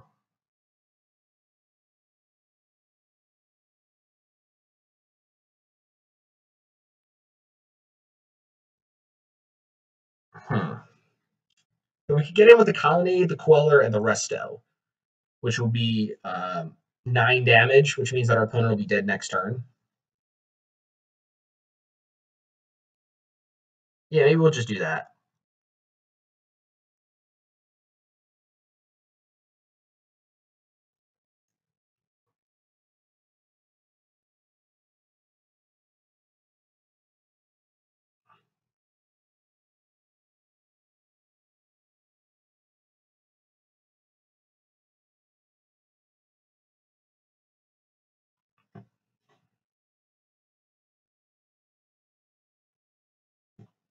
Yeah, I don't know if this is right. You guys can leave in the in the comments if you would have made this play, but I think this is what gave us the best chance of winning.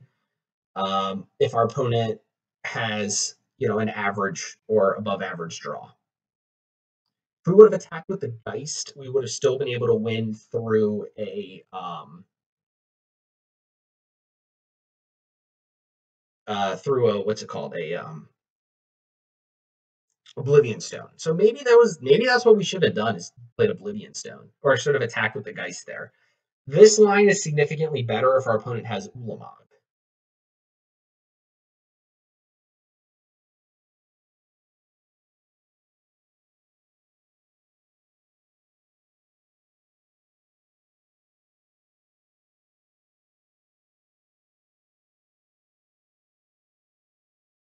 Yeah, it looks like it might be an Ugin.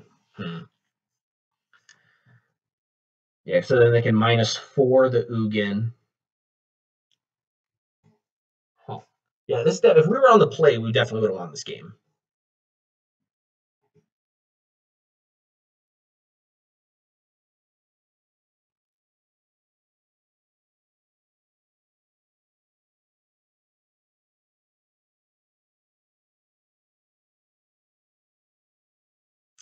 Ugin, yeah. Okay. So if we would have attacked with the Geist, we would have been able to beat Ugin. But Ugin's only a 2 of in our opponent's deck. And the other cards are a lot more. Like there's 4 Ugins. Or 4 yeah, maybe we just should have attacked with the Geist. Wow. Yeah, I think if we would have attacked with the, unless our opponent had something else in hand, we would have been fine if we would have attacked with the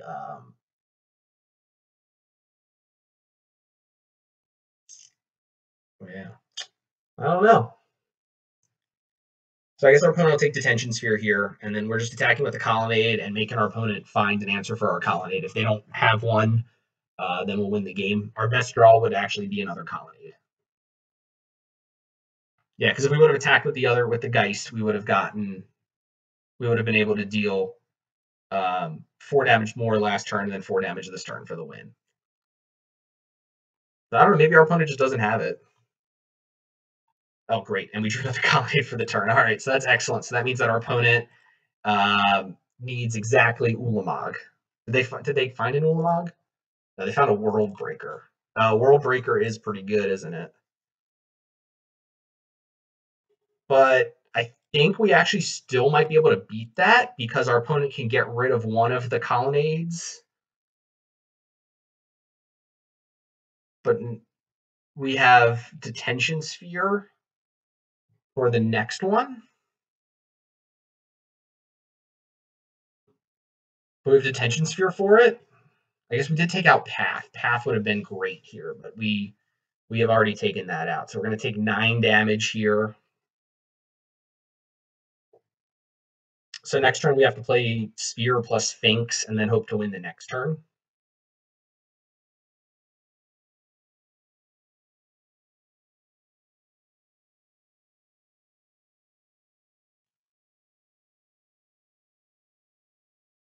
Yep. Oh, and we're gonna take 6 damage there. I don't even know if Sphinx is gonna let us survive here. See, so we're taking 9 here. We're going down to 6, going down to 3, going up to 5, going down to 1. Yeah, we're just dead. Wow. Wow, wow, wow. Oh, okay, our opponent did have Karn, so they would have. So they had Karn and Ugin. Yeah, okay, so we're just dead. I think, I don't, if we would have attacked with the Geist that one turn, I'm not sure we would have won, but we would have been in a better position than this. And yeah, we're just dead. Okay. So on the play, I don't think we want to make any changes. I think that it's really results oriented, try to bring in all of the paths, but maybe bringing in like one or two is okay. I could see cutting a negate just because it doesn't appear, and like, Kitchen Finks isn't great either. It's not a very fast clock. So maybe something like that, two paths in.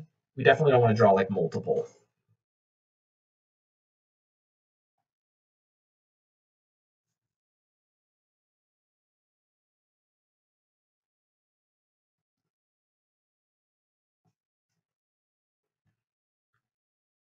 All right, this hand, double Spreading Seas with double Serum Vision. Sounds great to me. So we want lands and some more spells. Our opponent's mulliganing to 5. This is good. Mulliganing to 4. Awesome. So hopefully we can just bury our opponent. Mulligan to 3. All right, so maybe we're just getting super lucky on the mulligan train. Okay, yep, and our opponent just conceded. Great, all right.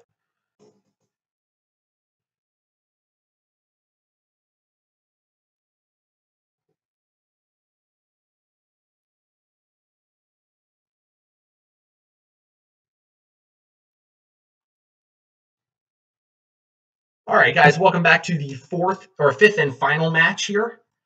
We have a hand that cantrips and is on the draw, so I guess we'll keep it. We don't have anything to do on turn 1, but I think that might be fine. Looks like it might be a control mirror. All right, so we want to play fast here. Celestial Colonnade's great. We'll play that.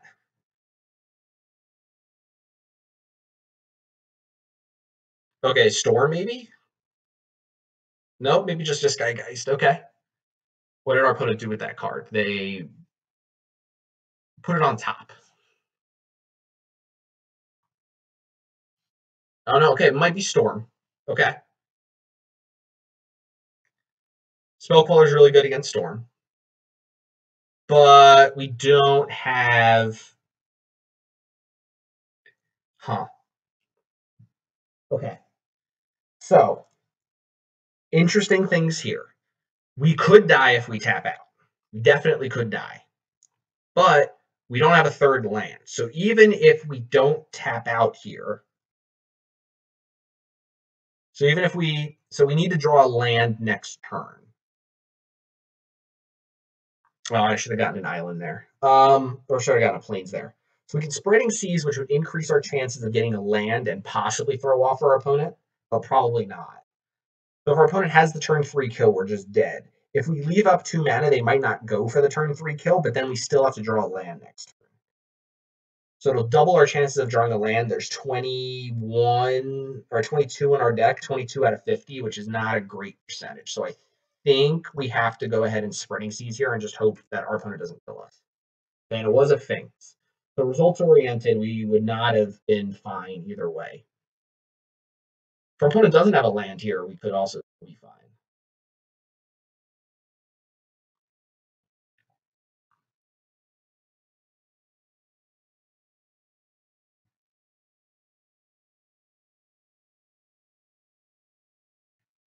The Storm has not been very popular online right now, which is one of the reasons why I thought this deck would be fine.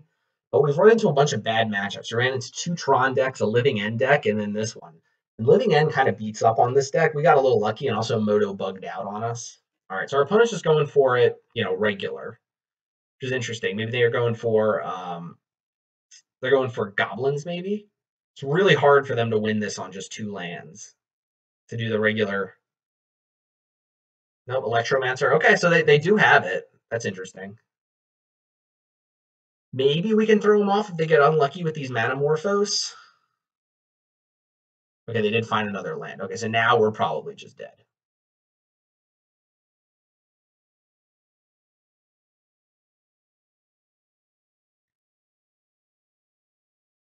Another Serum Visions is good.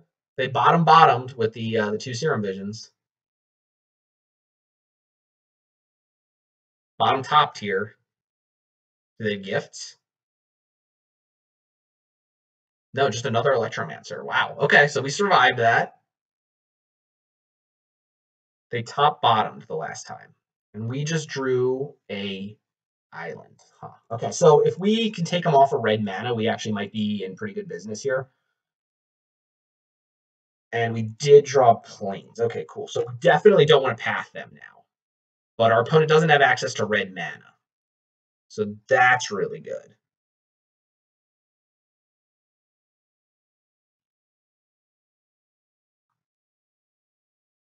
We are taking 4 here, which is that is a reasonable amount.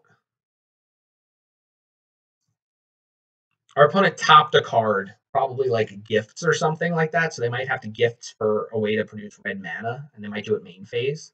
They might just do like a couple fetch lands and a couple of lands. No. Okay. So we're just going to go to discard. We'll discard, I guess, a Finks here.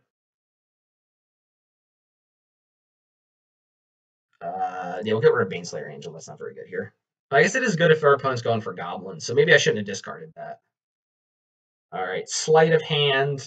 I think that's fine. Yeah.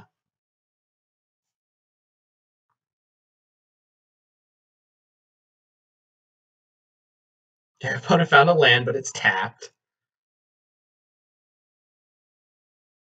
All right, here we'll definitely go for a Spellcaller block. Our opponent remands it. That's fine. Yep. Okay. So we got it remanded down to 11, and just are not drawing lands. Okay. All right. So same deal, I guess. We'll discard discard a Finks here.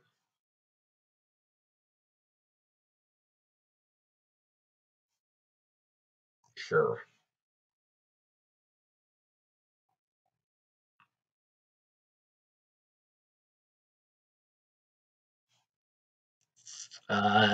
Yeah, ritual's fine.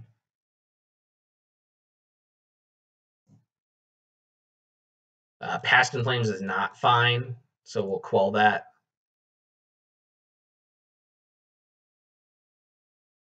Okay, our opponent had remand. Okay, so we are now dead. Well, they still don't have gifts, so I guess we'll make them find the gifts. I mean, they should be able to find it.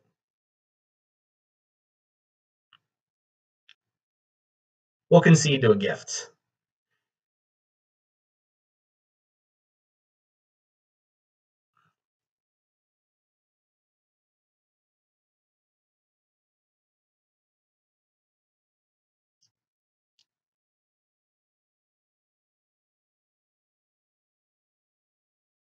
Yeah, they're going to have 2, 4, 6, 8, 9, 10, 11, 12, 14 looks at a gifts.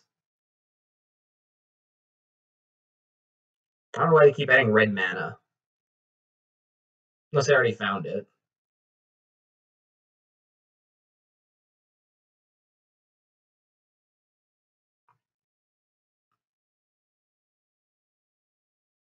Yeah, we're dead to a grape shot already. Okay, there's a grape shot. Okay, so we're dead. All right, post board. Post board, draw lands. That seems like a good plan. Okay, so we'll bring in Rest in Peace. Rest in Peace is very good here. We want Geist because we want to put our opponent on a clock. We want the Vendilion Click, and we want all these negates. Ruined Halo might not honestly be the worst. We can name Grape Shot, so our opponent has to kill us with the tokens. I could buy that. All right, so cards that are bad. The Baneslayer Angel is not very good. The Gideons honestly aren't great. The bigger Gideon. The Finks are pretty bad. I don't really like paths very much. I don't like Wall of Omens at all. So we'll cut Wall of Omens because we're not really trying to go that way. Maybe trim a path because we don't really want to path their guys anyway. We only want to path their guys if they are trying to go off, like in the middle of going off. It's not really like the type of thing where we're going to end up and path them. All right, we'll keep this hand. This is fine. It's got double Gideon. It's got these interaction and Serum Visions.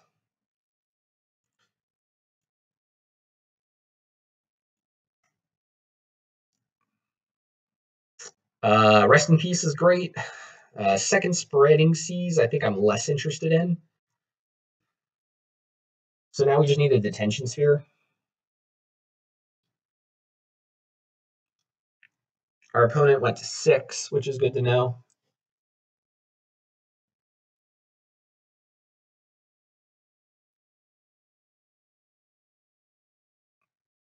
Oh, no, sorry, they kept 7. Okay. Do we want to Spreading Seas that? Or do we want to play Rest in Peace? I think just getting down Rest in Peace is probably higher impact, so we'll do that.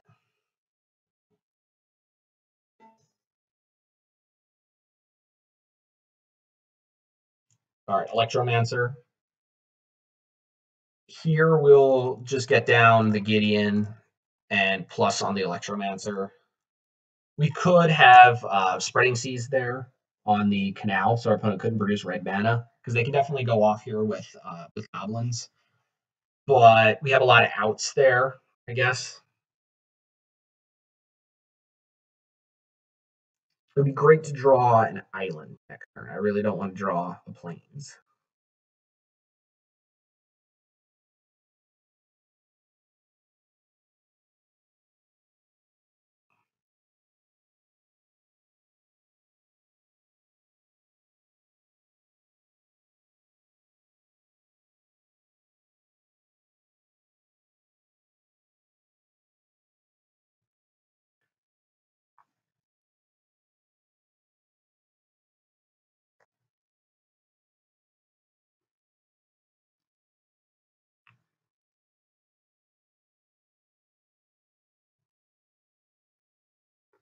Sleight of hand, good. Okay, so we're not dead this turn.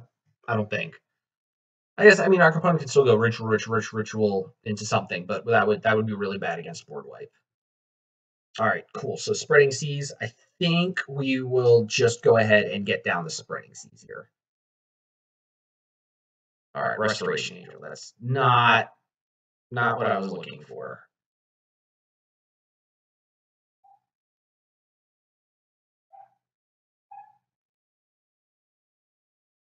Put it on the clock. Nobody. Sorry, yeah, my dog's whining a little bit.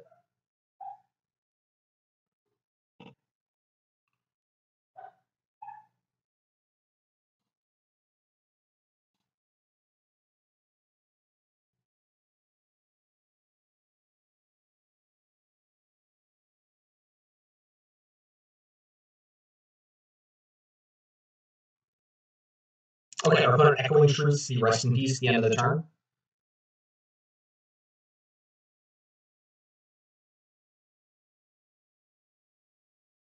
Okay, it goes for gifts, so they're probably looking for a red source.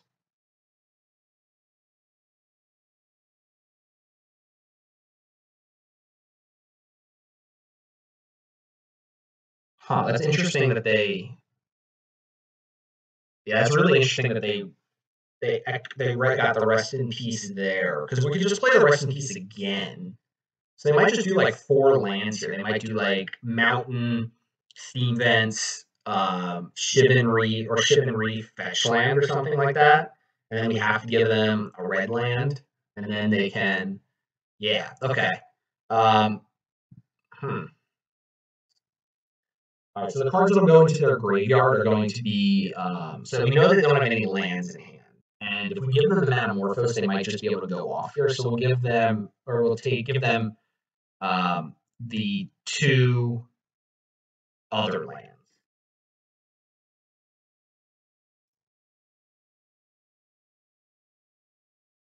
So they're going to have 2 lands here. All right, they're just going to play tap Steam Vents. So our best draw here would be Island, because then we can Rest in Peace. Okay, great. So we can go ahead and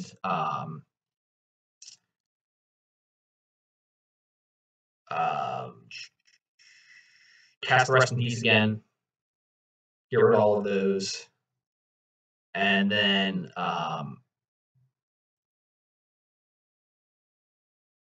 go ahead and Spreading Seas this Steam Vents here. And I guess we'll just prevent damage that this Goblin will do this turn, Because if we get in there, then our opponent can just kill the Gideon. Okay, our opponent has the Baral. And a Spiral Bluff Canal. Okay, interesting. Here, I think we want to go with the Serum Visions. Spell Queller is a good draw. All right, so we'll bottom that, top the other Queller, play the Colonnade, and prevent damage on that Electromancer again. So that means we can start attacking with the Gideon next turn.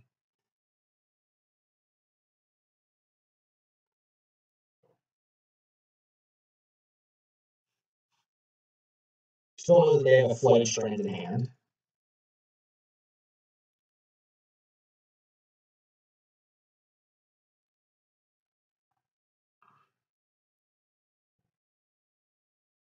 All right, and at the end of the turn, we'll go ahead, and get the Queller down. Because we're drawing another one here. All right, we'll get that down. We will turn the Gideon into a creature, and we'll begin attacking.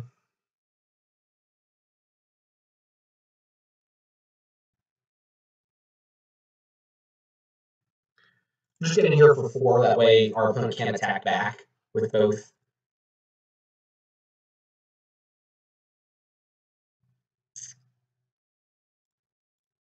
And we'll just pass the turn. We want to be able to cast the Spell Queller through Remand.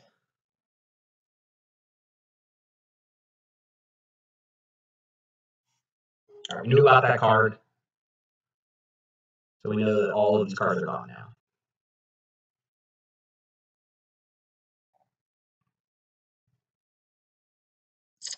Ritual's fine. Ritual's fine. They have goblins, this could be bad.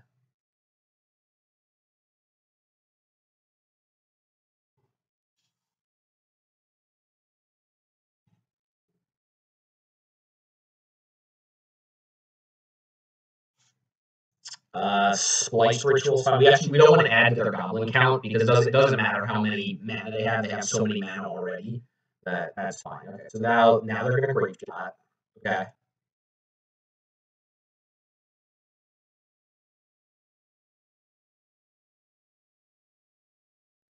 They're gonna Great Shot us. And we can't quell one of these to make sure that the Gideon doesn't die. Okay, so our opponent's going after the Gideon, which is good for us.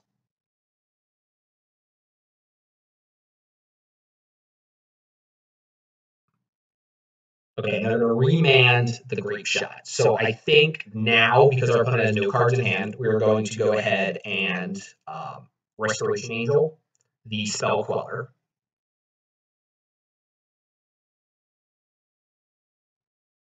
Okay, and that'll be game, because we can Restoration the Spell Queller, then get the Grape Shot, and then we can attack them for 4, 7, 8, 9, and then they're dead on the next turn.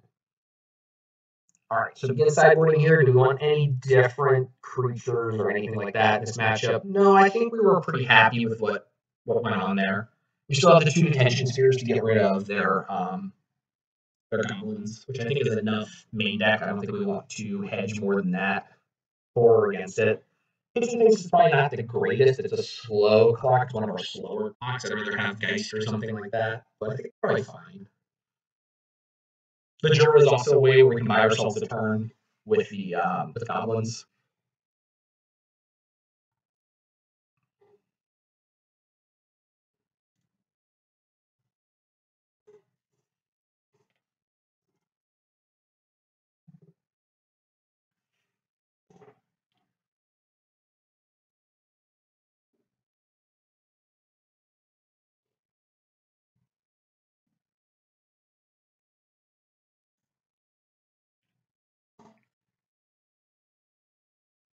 All right, this hand here has turn 2 Rest in Peace, so we will keep that. It's got turn 2 Rest in Peace, and it's got a clock for turn 3. So unless our opponent can somehow kill us turn 2, they probably will not be able to kill us turn 3. I guess the qualifying statement for that would be if our opponent has Remand here. This could go poorly for us. So we're hoping that they tap out. No, okay, it does look like they have remand. Do we want to play around remand? I actually don't hate that, I don't think. I think that trying to force the rest in peace there would have been bad. And this way, our opponent would lose if we have Path Exile. If they try to go for it here, so they probably won't. Okay, so they definitely still have remand.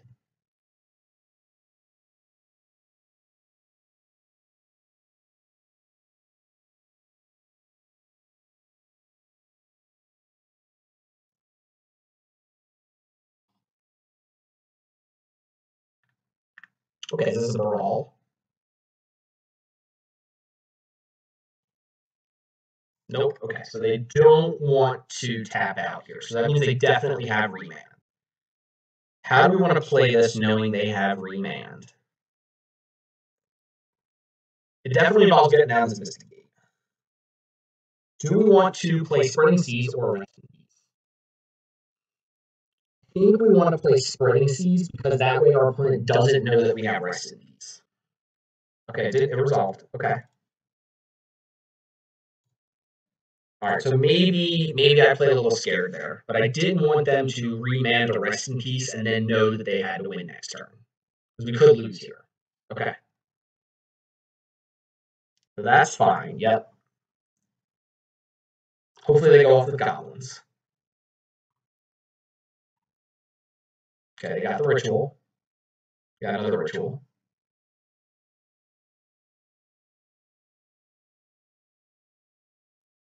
All right, they got gifts.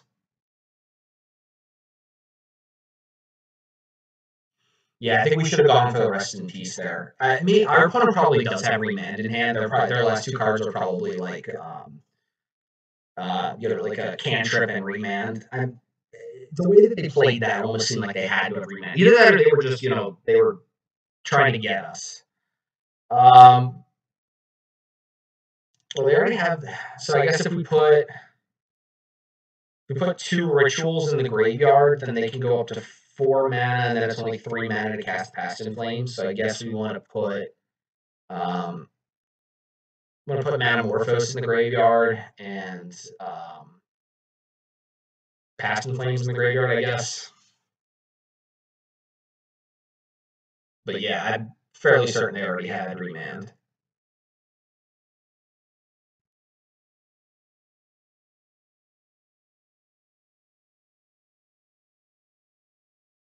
And if they did have remand, they would have been able to do this anyway, because they so happen to have Mountain.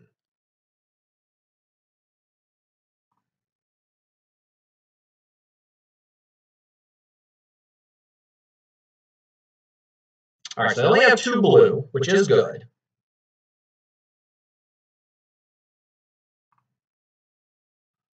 Down to 1 blue, so all they can do is cast gifts.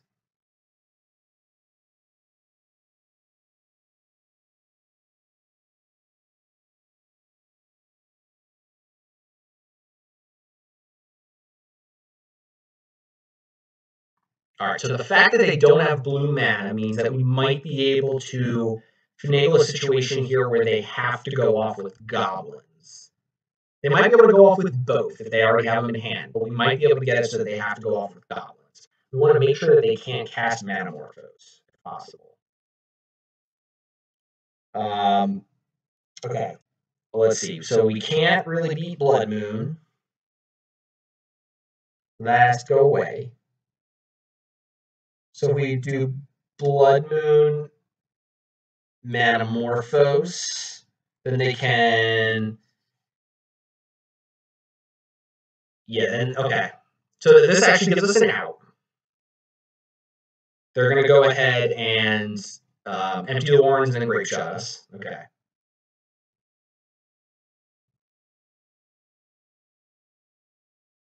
So this gives us outs at least.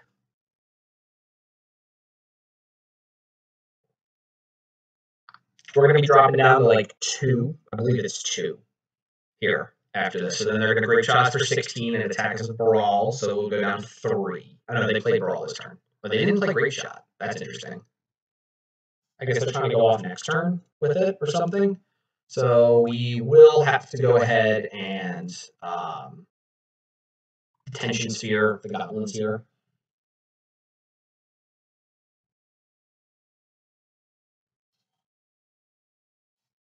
Would love to use the effect. Yes. Okay. Their opponent might have been trying to refill for next turn. If they have Past in Flames here, then they can just go off here. Alright. So this is good so far. We know they have Grape Shot in hand. Surprised they didn't Grape Shot us there. Because next turn we can rest in peace, if they don't win here. Okay, this is good.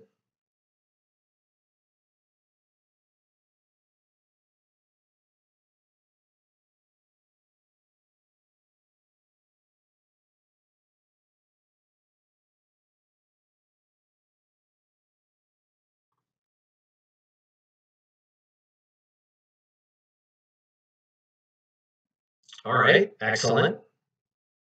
So we survived that.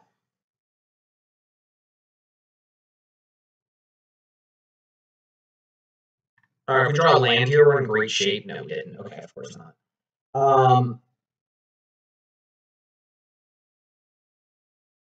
I think we have to get down the rest in peace here. And we'll pass the turn. And then we'll get down a Snapcaster Mage to block.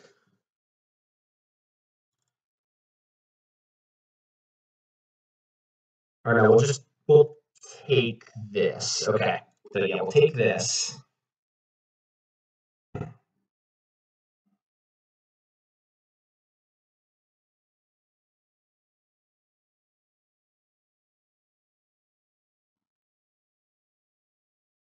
Okay. Well, they play Electromancer. That's fine.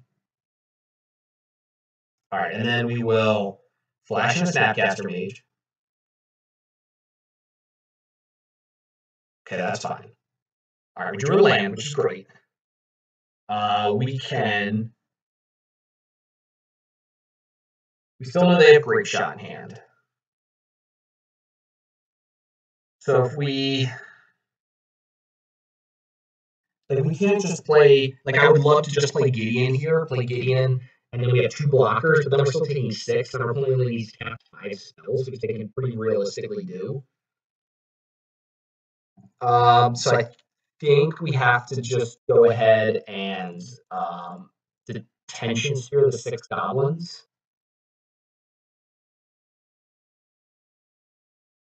If our opponent has, they don't have Bolt up right now, so this is a good time to do it.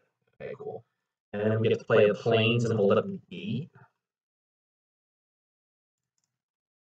And we want to hold that back as a blocker.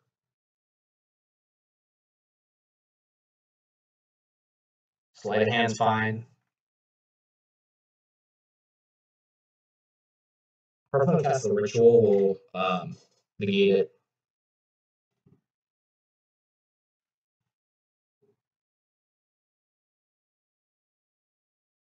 Yep. We'll go ahead and negate that.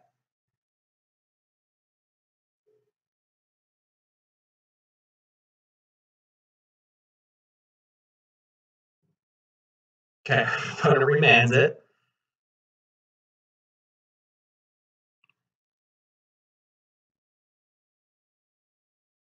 And they discarded a Brawl. So now they have 3 mana.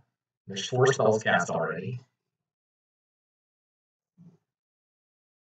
They can Morphos.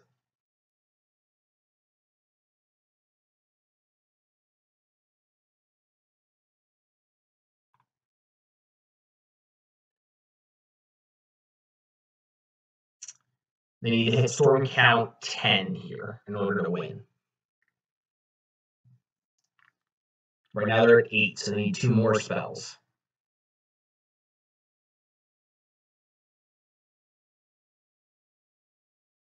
Because then they can hit us for 9 and Snapcaster for 1.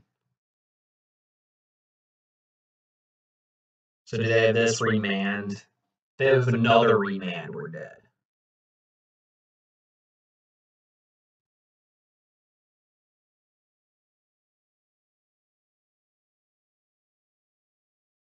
So there's 1, 2, 3, 4, 5, 6, 7, 8. Okay, so we need to draw like Finks off the top. Yeah, I think our out now is Finks off the top or Path off the top.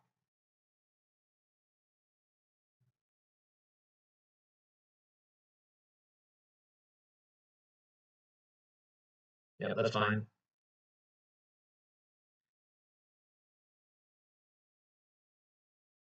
Yes, because this will drop us down to 2.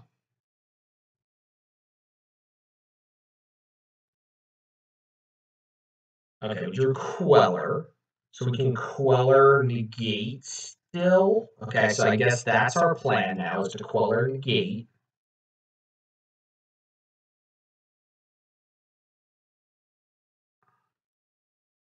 That'll take us down to 1.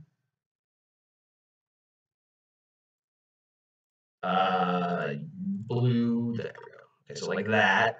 Then we play Queller. All right, and then we'll block like that. Just drops us down to 1.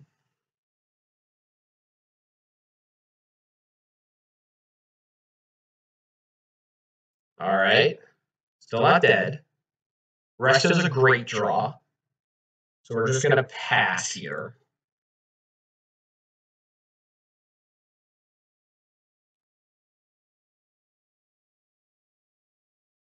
If our opponent had bolt, they would have... No, I guess they wouldn't have bolted us. Huh. So can we just play this resto? If we play this resto, then we are dead to bolt, so I don't think we can. Jura. Okay, Jura doesn't really do anything either. So I think at this point we just pass now. And I think now we're going to have to just go with the resto. Okay. This we can probably safely Restoration Angel the spell core. If our opponent has bolt, that's fine, but we just got some value out of it here. Remand, okay.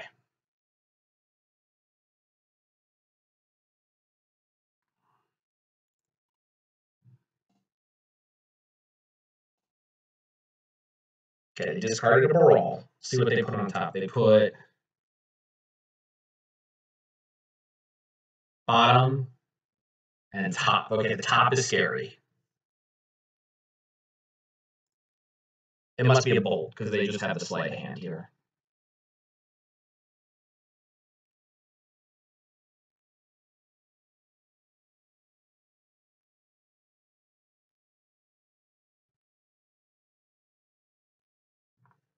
Okay, and they fetch.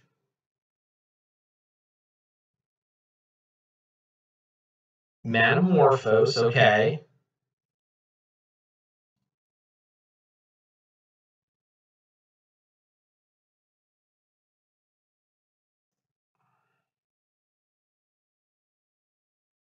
Into a gift. Wow, all right.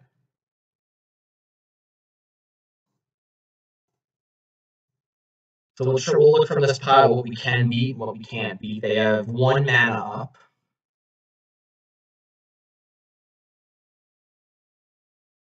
And we need to draw lands. We've somehow missed on 4 land drops, which is a crazy amount of lands to miss on.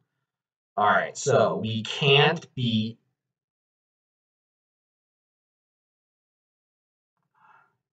Probably can't beat Remand. And probably can't beat Ritual. We might be able to beat the Empty the Warrens. No, we probably can't beat Empty the Warrens either.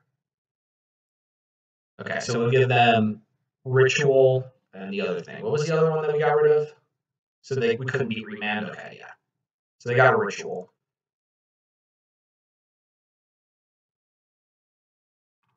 We drew a Sphinx, which would put us up to 3, which doesn't really matter. So I think here we're gonna get down the Geist and attack our opponent for 2. Start turning the corner a little bit.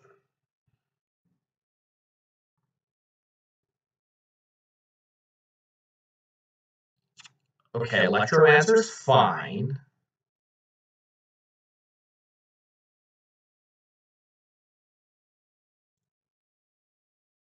All right, we drew another land, which is great. So now we can attack with the Queller. No. All right, we can't attack with either here. think next turn we're going to go for the attack.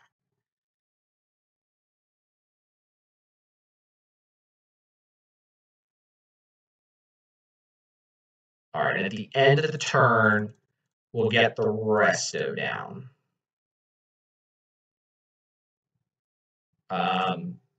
Yeah, might as well just like that. Okay, yes. All right, spreading season. So if we attack, we have 4, 5, 6, 7, 8, 9, plus that. So in the air, that means they would have to have a removal spell. And so far, so that plays around removals. Jeez. I don't know what's correct here.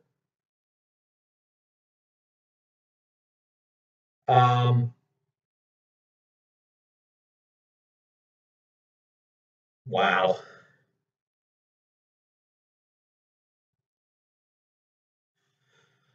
All right, what do you think, guys? Let me know in the comments. Are we supposed to just make our opponent have it here? If they would have had a wipe away or something like that effect, we would have lost a while. The only card that this makes sense doesn't make sense. Like if they had Bolt, they would have used it, one of the other times, unless they had just drew it.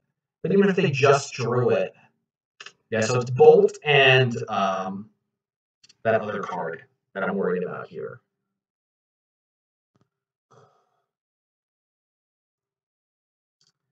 I think I'm just attacking with the resto. And this way we can beat a couple of different things.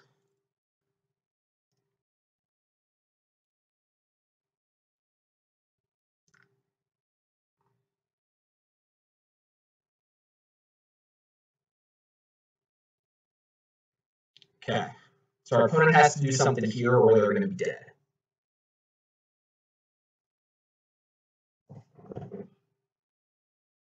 Awesome, and we got there. Wow, that was crazy, guys.